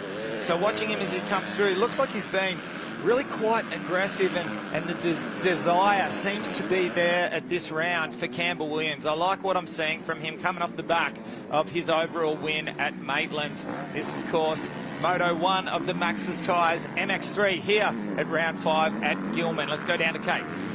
Just an update on Kai Woods. He's been down the back for quite a while. It's because he came in, he had some goggle issues, so he had to come in and get his goggles changed. Also, just an update on Jake Cannon. He was just previously not riding with his usual comfy flow. It was looking pretty tense. I spoke to his mechanic, but he's now found a good rhythm and should be able to up the speed a bit. Yep, no, you're right, Leo. Sorry, I was going to say, so Cannon, yeah, he does look like his pace is going actually not too bad. This is interesting. Okay, so 2:13 still for second and third place, 2:16 for our race leader, Byron Dennis. That's a massive drop compared to where he was. He was running at 2:10s early in this race. And our interval says it hasn't changed at all. Okay, so we've got to keep an eye on this, whether it's our timing that's playing games with us, or we're just not getting those updates on the screen, because that was a big 3 seconds difference between them guys that last lap around. One of our lap riders out there looking nice and colourful there, number 417, trying to keep out of the way of our lead lap riders, but Byron Dennis absolutely flying at the moment, looking relatively clean, other than the little bit of lappers roost here or there, putting a lap down on Caden Strobe, one of the Victorians who is normally up there in that top 10 to 15, doing reasonably well. So Jet Allsop here, bike looks to have settled down, not smoking anywhere near as bad, and he has settled his way into 4th place. And he is only 5.5 seconds behind Jake Cannon, with 1 minute 40 seconds on the clock, plus a lap still to go. And that bike is proving us wrong as we go back. Is this Mather? It looks like it, with the chain around the neck flying. So he has moved himself up into 11th place. Remember, we glanced him back there in 18th or so early on in this race. So he's moved through a lot of positions, gaining points ever so slightly every single time. He's gained 7 points since I saw it the last time on our timing screen. So 145 points back now from where he was, but he was losing a lot of points back there in 18th place. Expect to see him up a couple more yet. Yeah, we know the potential that he's got, and it's certainly not showing back quite as far as he is there. Ryan King, number 110, there down in 12th place at the moment, trying to make his way up a little bit higher through the pack, but still currently 3.2 seconds behind Campbell Williams is Jake Cannon. He possibly has got one more sting in the tail if he wants to give it another nudge and try to get up into a top 2 finish here in Moto 1 at Gillman. 35 seconds on the clock. So our race leader, it looks like he's about to go over the finish line, or he's very close to the finish line. In fact, I think he just did. So 2 more laps to go for our race leader in Byron Dennis. He's brought that lap time back down to a 2:15. I think it's just simply been the lap riders that have slowed him down quite a bit, and it is thick for him at the moment as we see this fantastic view of the back part of the track. Well, Danny, I really don't want to moz us here, but I'm going to come out and say it anyway, that Adelaide really has not delivered in the kind of rain that was supposed to be forecast, not only for overnight, but for the first half of today. So we can keep our fingers crossed, because this track is shaping up to be a true national track, and it's dealing with all of the rain that we've had, and it is looking in fantastic form at the moment. It's one of those tracks that, although it'd be hard work, Lee, this is one of those tracks that looks like it'd be fun. That's the hard work part of it right there. Yeah. And he did very well to maintain composure and stay there with the bike, let it do what it needed to do, but you don't want to be doing too many of those things. It's just putting yourself at risk way too often. A little double at the first of them, where we've seen everyone else bounce and do the second set of doubles. So a bit of different line there. Slightly different rhythm there for Byron Dennis, as you called it, and he heads up towards the elevated section for the second last time. Couple of corners, and he'll make his way back down onto the flat and head towards that finish line area where he will receive the last lap board. Jake Cannon, the young junior with the yellow numbers on his place. He's on a charge, like you said. On a charge. Yeah, man, he is putting it down these last couple of laps. Williams seems to have backed off the intensity just that little bit. and allowed Cannon to get that little bit closer. Jet Allsop, the last lap around, was fastest on track at a 2:13. He's a little bit too far back, I think, from these guys. However, he is certainly moving out there. Can Williams hold on for these final few turns before we get to the last lap board? He is coming into a lapped rider here. Well moved over. Yeah, great. So both of the gun riders here on the lead lap will make their way through, and what a hook in that part of the corner, and there is no way of avoiding it. Everyone is doing the same thing. Jake Cannon finds himself all over the back of Campbell Williams, and I believe already that Byron Dennis would have made his way past the checkered flag area and taken that last lap board. And here we see Campbell Williams, one more lap to go for Jake Cannon to see if he can make his way up into second place. The young Queenslander and the younger brother of Charlie Cannon has already won motos this year as a junior. Fantastic job. So we were mentioning also being the fastest. There he was. He is right there on Cannon right now. Again, the last lap, he was a clear 1.5 seconds faster than Cannon, 2 and a bit seconds faster than Williams. So we may see a last lap charge. Look to the background. There he is. So Allsop is joining the party on the very last lap again. That bike, what an exceptional performance it's been for that thing. It's been staunch, hasn't it? It's made it through. Now, could that be a mistake, a big mistake from Cannon as he goes off the side of the track and just flies through like a jet ski and tries to make his way back onto the track. After all that hard work, he's been relegated a position, and now that puts Jet Allsop in the driver's seat. Does he have enough time to try to mount a challenge onto Campbell Williams? Well, it is going to be a great last half a lap for these guys. Cannon to the inside again with a big jump off. He is still there in contention. Just does not know how to give in. He threads the needle around the outside, stays on the track, and can he try to do something here up in the elevated section? We've got lapped riders around. Is this going to pose a problem? It is. Jet Allsop off the side of the track. Oh, man, you did nothing wrong there, Allsop. That was perfect. Unfortunate for him, he just had nowhere to go with that lapped rider. Devastating for him. Okay, so 17 seconds the gap on the final lap from Byron Dennis, Gas rider, holding the lead, red background, championship leader. What a beautiful lead he has, up and through and over the double, and heads towards the checkered flag. And what a win. He will receive the checkered flag to take victory in the first Maxxis MX3 moto here today at Gillman. But let's follow through our battle for second and third, and it's going to come down to the wire. Around the outside goes Jake Cannon, up and over the jump, and they will cross the flag, almost photo finish.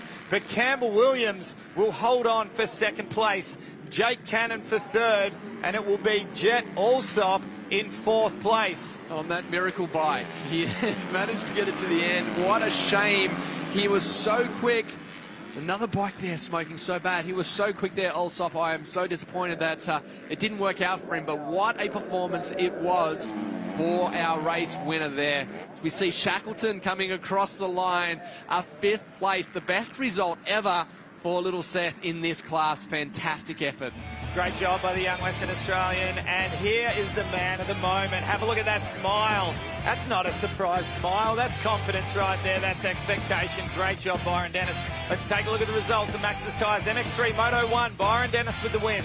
Campbell Williams with a hard-fought second place. Jake Cannon in third, Jet Allsop fourth, and Seth Shackleton fifth. Kate Kingsford in sixth, the first time we've seen that name up there for quite a while. It's great to see. Connor Tower after that crash, seventh.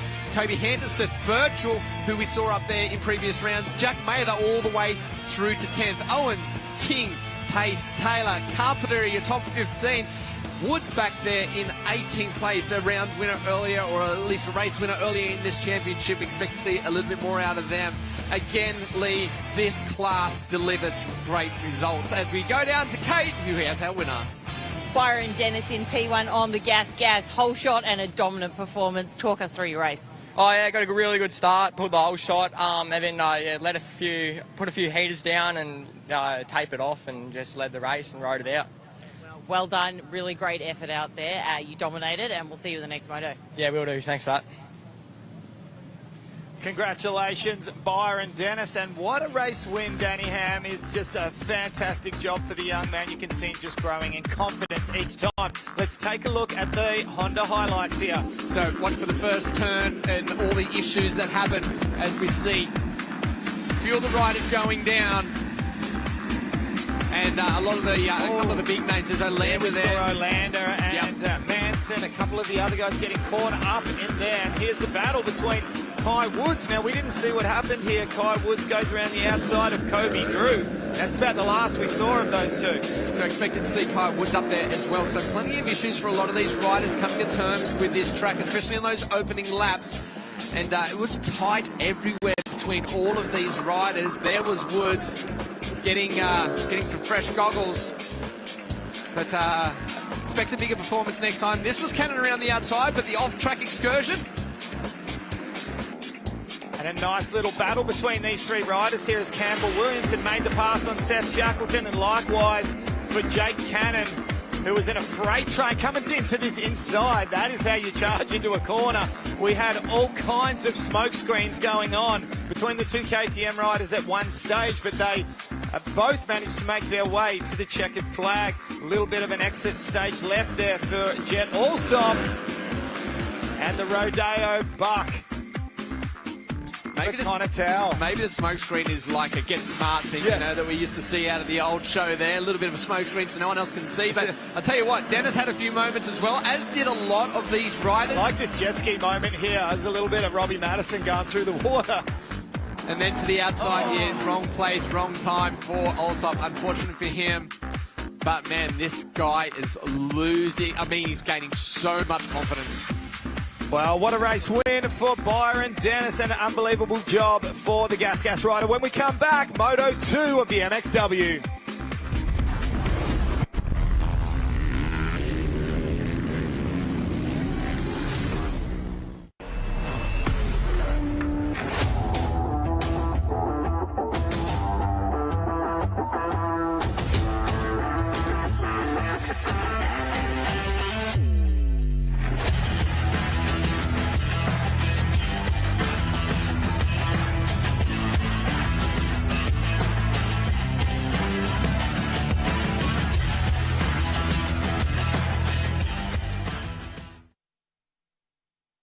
I don't love new things. I've never been one to change for change's sake, unless, of course, they're better.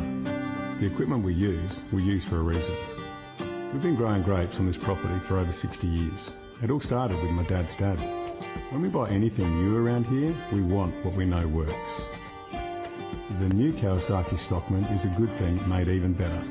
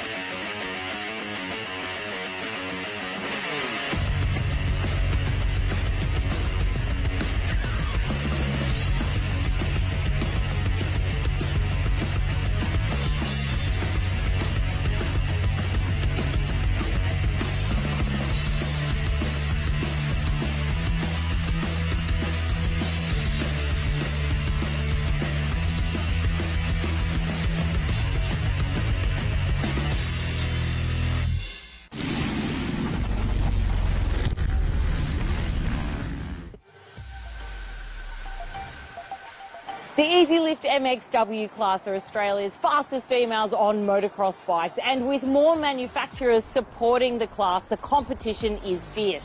So let's meet our front runners, starting with Taylor Thompson, who has some career-changing news for us. I want to announce that I've been offered a factory gas ride for the 2023 season. I'm super pumped. I can't wait to be racing the red machines tomorrow. I'm just so excited. I've been working really hard and really been putting in the effort during the week. I'm just stoked that it's been paying off and I'm finally seeing the results that I've been after. Do you think you can take it to Charlie? Yeah, I'm going to try.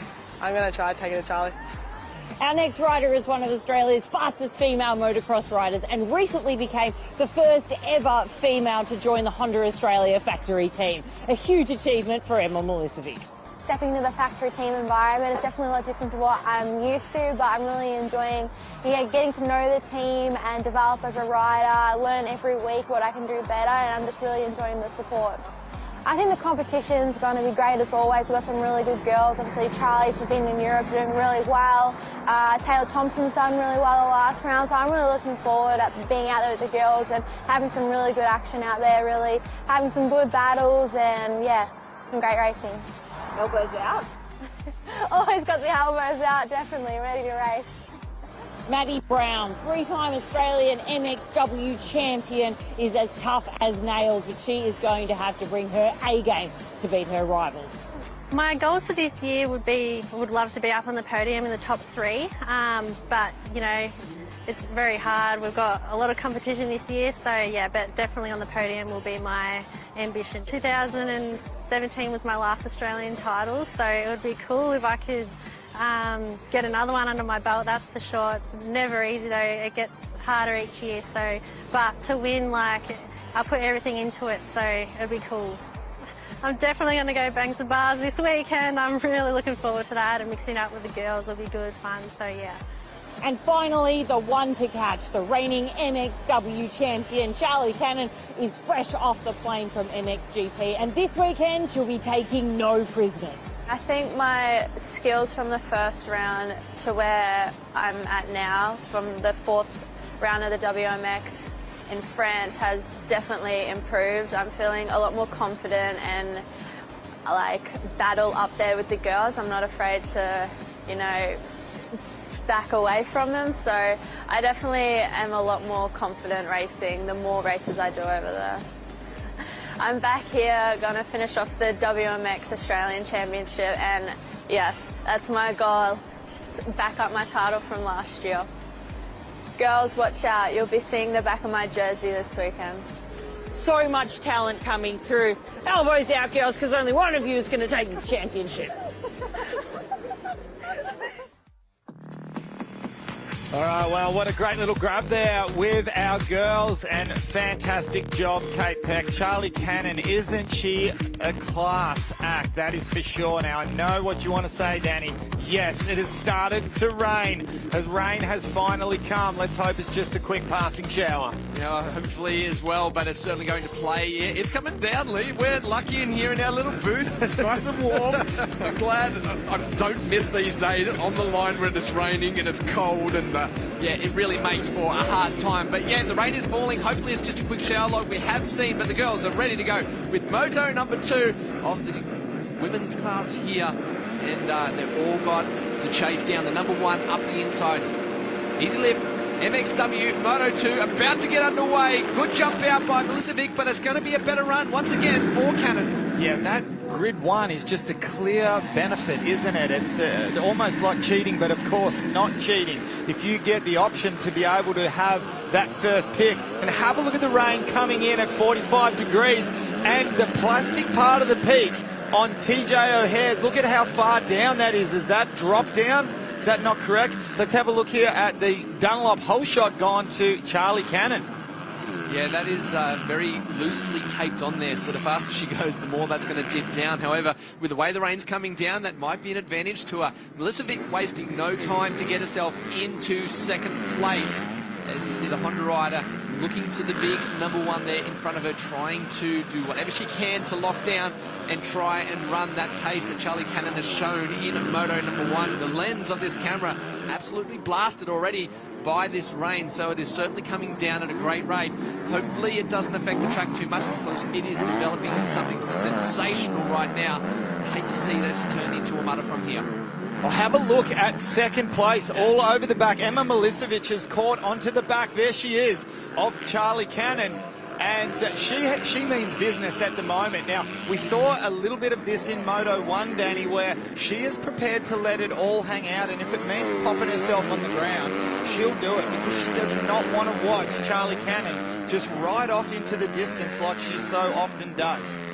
Outside line there as they look to this opening lap, trying to learn this track.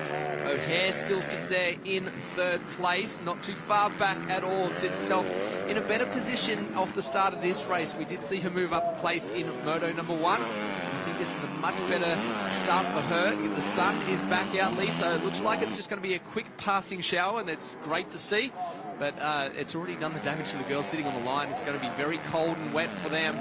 But yeah, look at that. That peak is down a long way. It is. I don't know if she means that. Is that a thing she's brought back from the World Championships from Europe? Is it kind of like some windscreen wipers almost? It's keeping it off her goggles, and then she can elect to look up if she wants some vision. I'm not quite sure, but to me, it just looks a little weird. I haven't seen that before.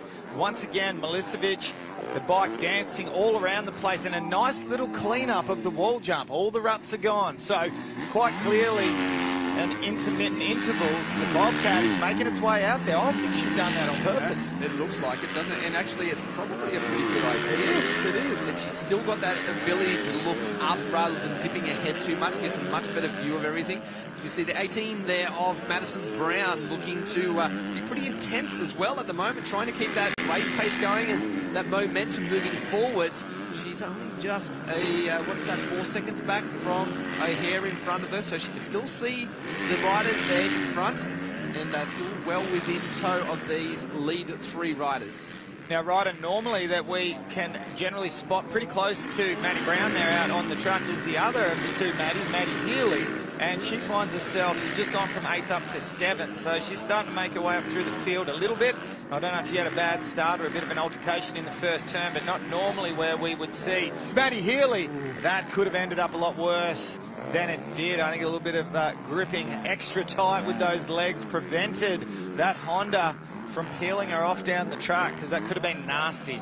Just looking at that easy leaderboard, there's Scott Barsh back there in 5th place. Drew with another good one in 6th place, I should say. So a couple of good results or positions at the moment for these riders as we head back down to Cape.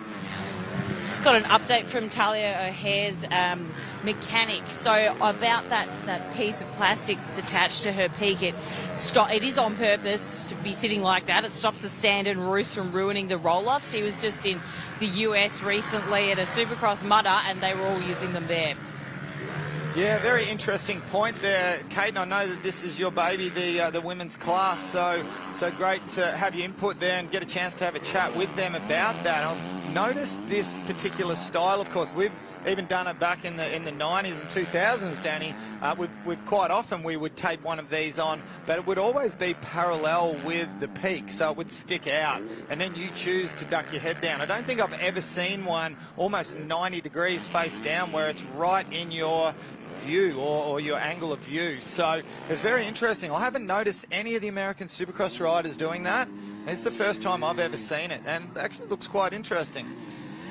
The Yamaha rider of Cannon, small mistake in the corner there, didn't quite pick up the run nice and early on that one, but stretching out that lead now to 3 seconds as we see Holly Geeves there down on the ground, the 33 Gas rider. So I'm not sure what part of the track that is, but up and going again, so good to see. Fastest lap around was Charlie's last lap. The 2:21 was her lap time. Just making the way through there, and it's starting to rip up, especially on these jumps. You can just see how rutted and kicky some of these jumps are becoming. So she really looks to be kind of just making her way around safely at the moment. Her time just 2 seconds faster than Emma Milicevic. And when we scan our memories back 2 times qualifying, Charlie Cannon was 6 seconds faster than her closest competitor, just proving how fast she can make her way around a track like this. You've got to remember, not only she raced the World Championships, but when she's in Queensland, she prides herself on racing against the boys. And I don't mean, you know, the B or C grade. She's up there, you know, with those pro class riders and the 250 boys. So she's not scared to get in there and rub elbows with them. And that is partly why we see her at the caliber that she is at the moment. Milicevic doing her best to maintain that gap. It's moved out now to 4.9 seconds.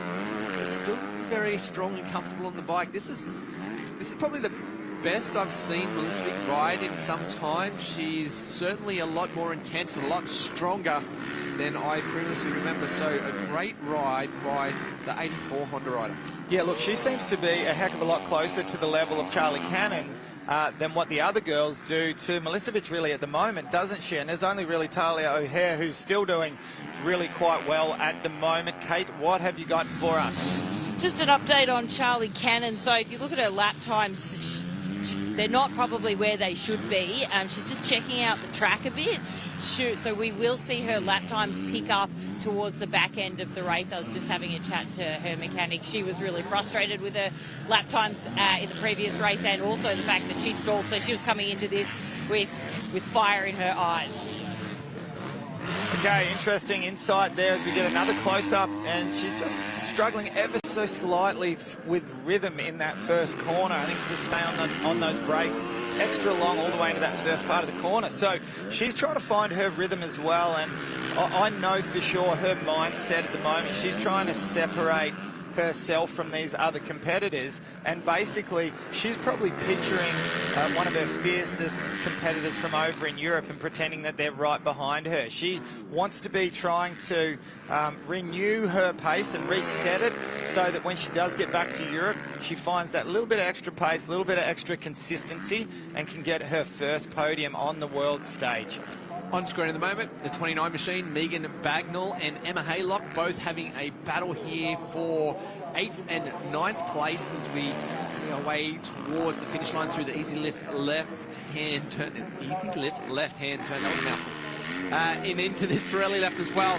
It is still Bagnall on that Honda, the 29 machine, that holds that position down. But it doesn't matter where you are on the track, there's always a battle somewhere. Haylock around the outside here, good jump up over that tabletop, and looks to have made that pass. So great ride there for the 129 machine, moves herself up into 8th place lead.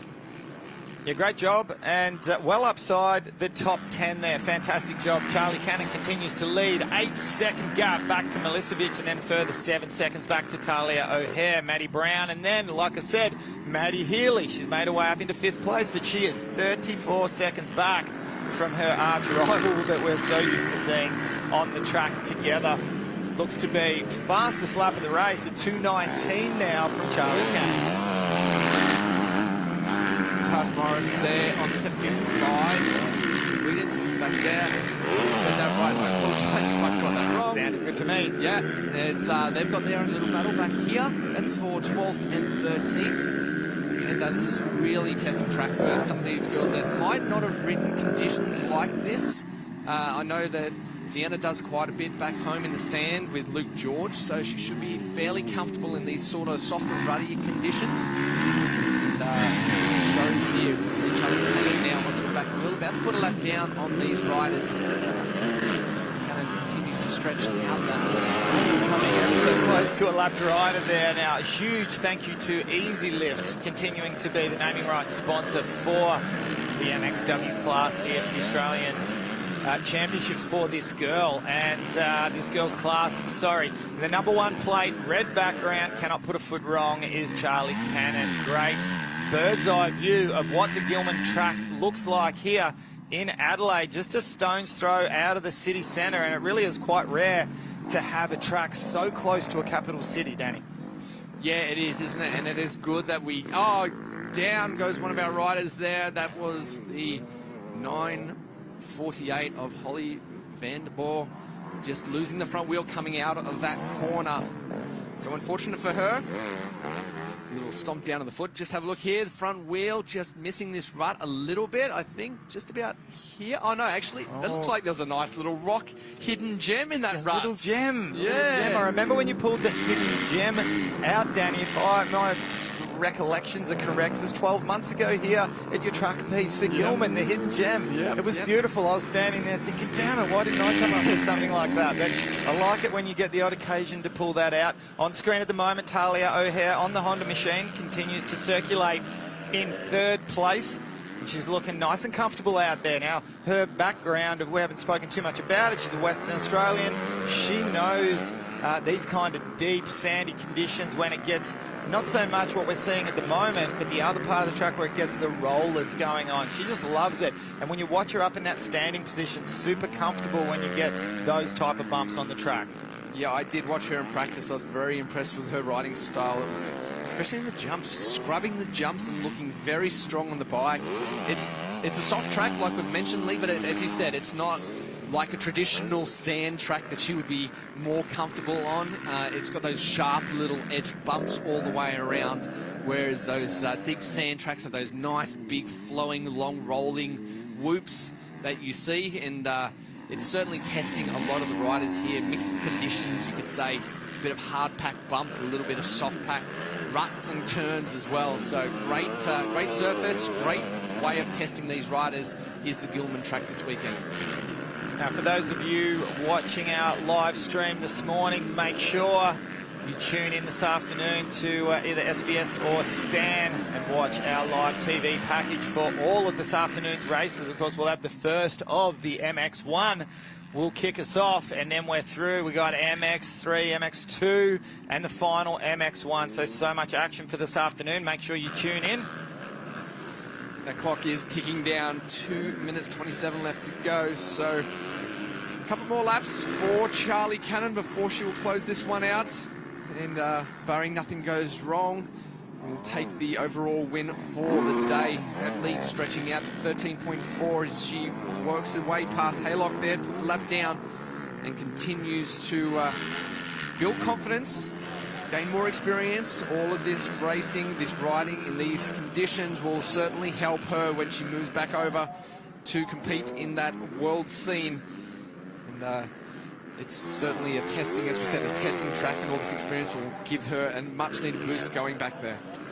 A 14.7 second lead over Emma Milicevic, who's just come on screen at the moment. Now for Charlie Cannon, her last lap was a 2:21, so she's dropped a couple of seconds off her fastest time of a 2:19.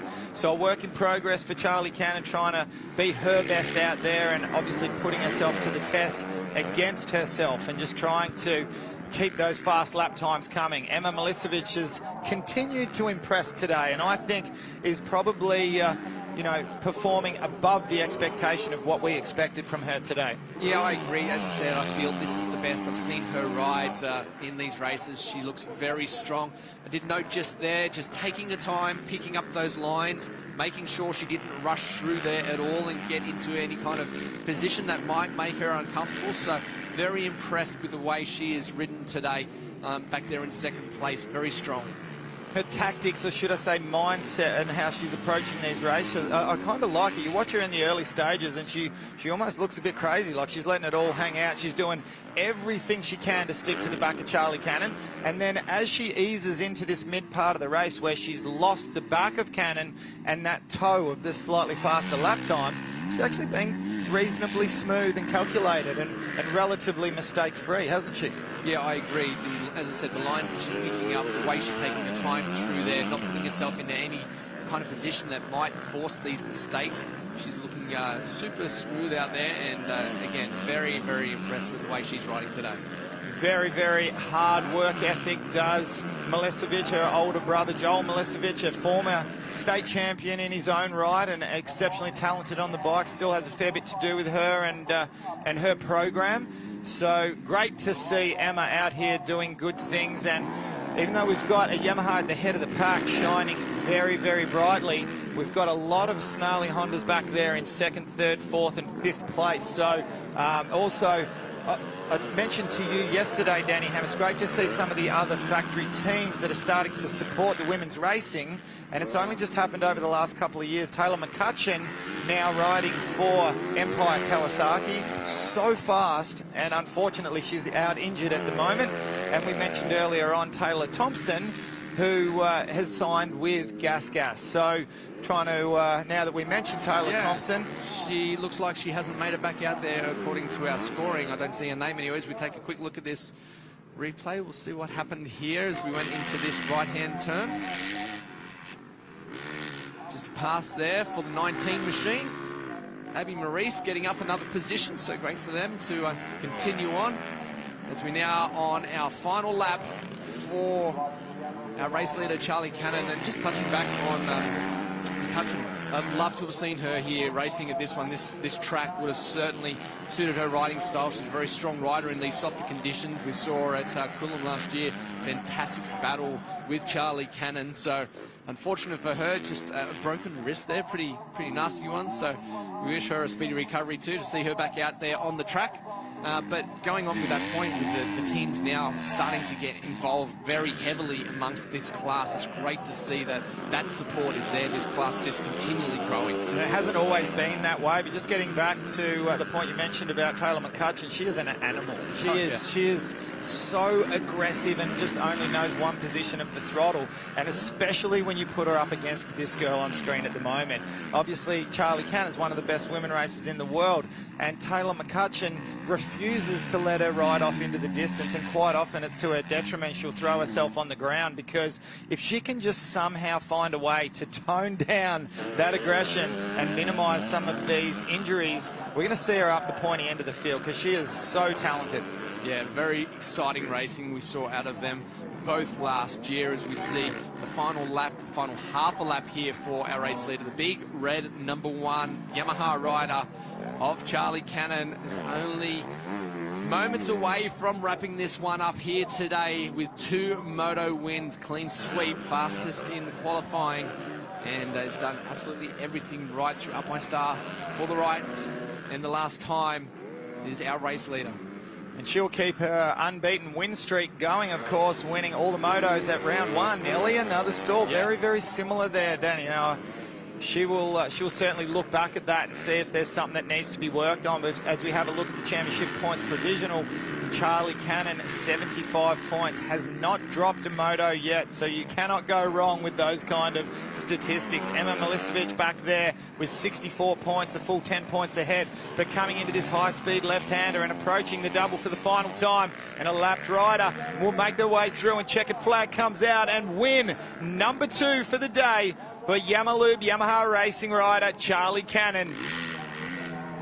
A little shake of the head. Okay, so it's to be expected, I think, because like I said, she's not just here to win, she's racing against herself, so she's going to be extra tough. Checkered flag comes out, and a fantastic ride back there in second place. You can hold your head exceptionally high. Emma Milicevic, fantastic job. And coming through in third place, Talia O'Hare on the #6, 25. Yeah, equally as good as well for Talia O'Hare. That's fantastic results.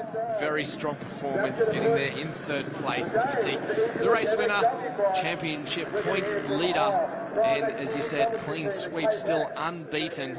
Charlie Cannon on the Yamaha to the podium. Not many smiles going on there at the moment, and this is good. This is what we want to see. You know, as an Aussie that's such a huge fan of hers, we know what she's thinking, big picture, and she's been a little bit extra tough on herself. And someone to the caliber of her and how good she is, she needs to be the toughest on herself rather than dad or mechanic or team manager. It's just the nature of the beast. It is, and it's the only way you will progress in this sport. As we look at the easy lift WMX Moto2 results, Cannon, Milicevic, O'Hare, Brown, Healy made it up into 5th place, so a couple of passes for her. Great to see.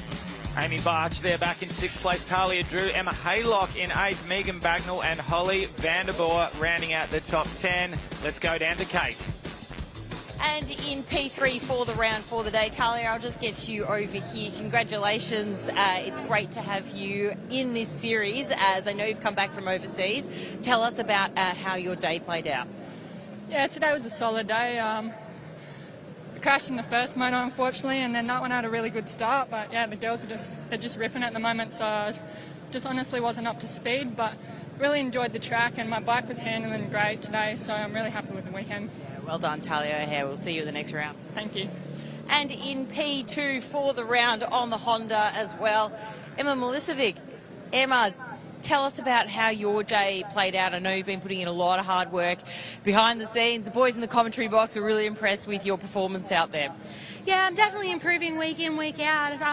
Still not having that race speed that I need. I've been training really well, but as a matter of fact, just getting it out there on the race day. Definitely some big improvements today, and I think it showed on track. I'm really happy with my bike, my team, mechanic, everyone. But I just got to keep persisting, keep pushing, and I'll get there soon. All right, we'll see you at the next round. Thank you very much. And in P1 for the round, congratulations, Charlie Cannon, a perfect weekend, but you do look a little frustrated. No, I'm happy. Yeah, it's good to be back home racing with all the Aussie girls again. So yeah, I had a fun weekend. Yeah, can't complain. I mean, you've extended your championship lead, so well done, and we'll be seeing you at the next round. Yeah, thank you. Well, fantastic job there from Charlie Cannon. She says she's happy, but I read into that she's a little frustrated, and that's because she's such an absolute champion. But what a jump out of the gate it was as the rain was pouring in the early start of this race. Yeah, it was great to see that disappeared very early, but look around the outside there. What a move it was to get up there in the second by O'Hare, but it wasn't long to Milicevic. Put the charge down. Aggressive. Yeah, very aggressive around the outside, determined to make that pass. Beautiful style here in the early stages for Charlie Cannon, and there was the moment that could have got ugly for Milicevic as she was letting it all hang out there in the early stages. I think it worried us more than it worried her by the looks of things, but Cannon was unstoppable. Just kept clicking those laps down, extending that lead and picking up valuable speed. A few little moments there, assisted by that ugly little rock up the inside. Unfortunate for her, but continued on. But Milicevic, as we said, so strong in this moto. And as we see now, the sun came out. We're almost getting Melbourne weather here with 4 seasons in one day. We see a couple of the lappers there having a bit of a battle amongst themselves. A great job for Charlie Cannon tipping it into that first turn that caused her a bit of grief every now and then, but the checkered flag came out. And what we saw was 2 wins from 2 starts here today in the Easy Lift MXW. Well, what a fantastic morning we have had, and it's been an absolute blast here calling the action from you guys. And on behalf of myself, Lee Hogan, Danny Ham and Kate Peck, thank you so much for joining us. Make sure you tune in this afternoon on SBS or Stan.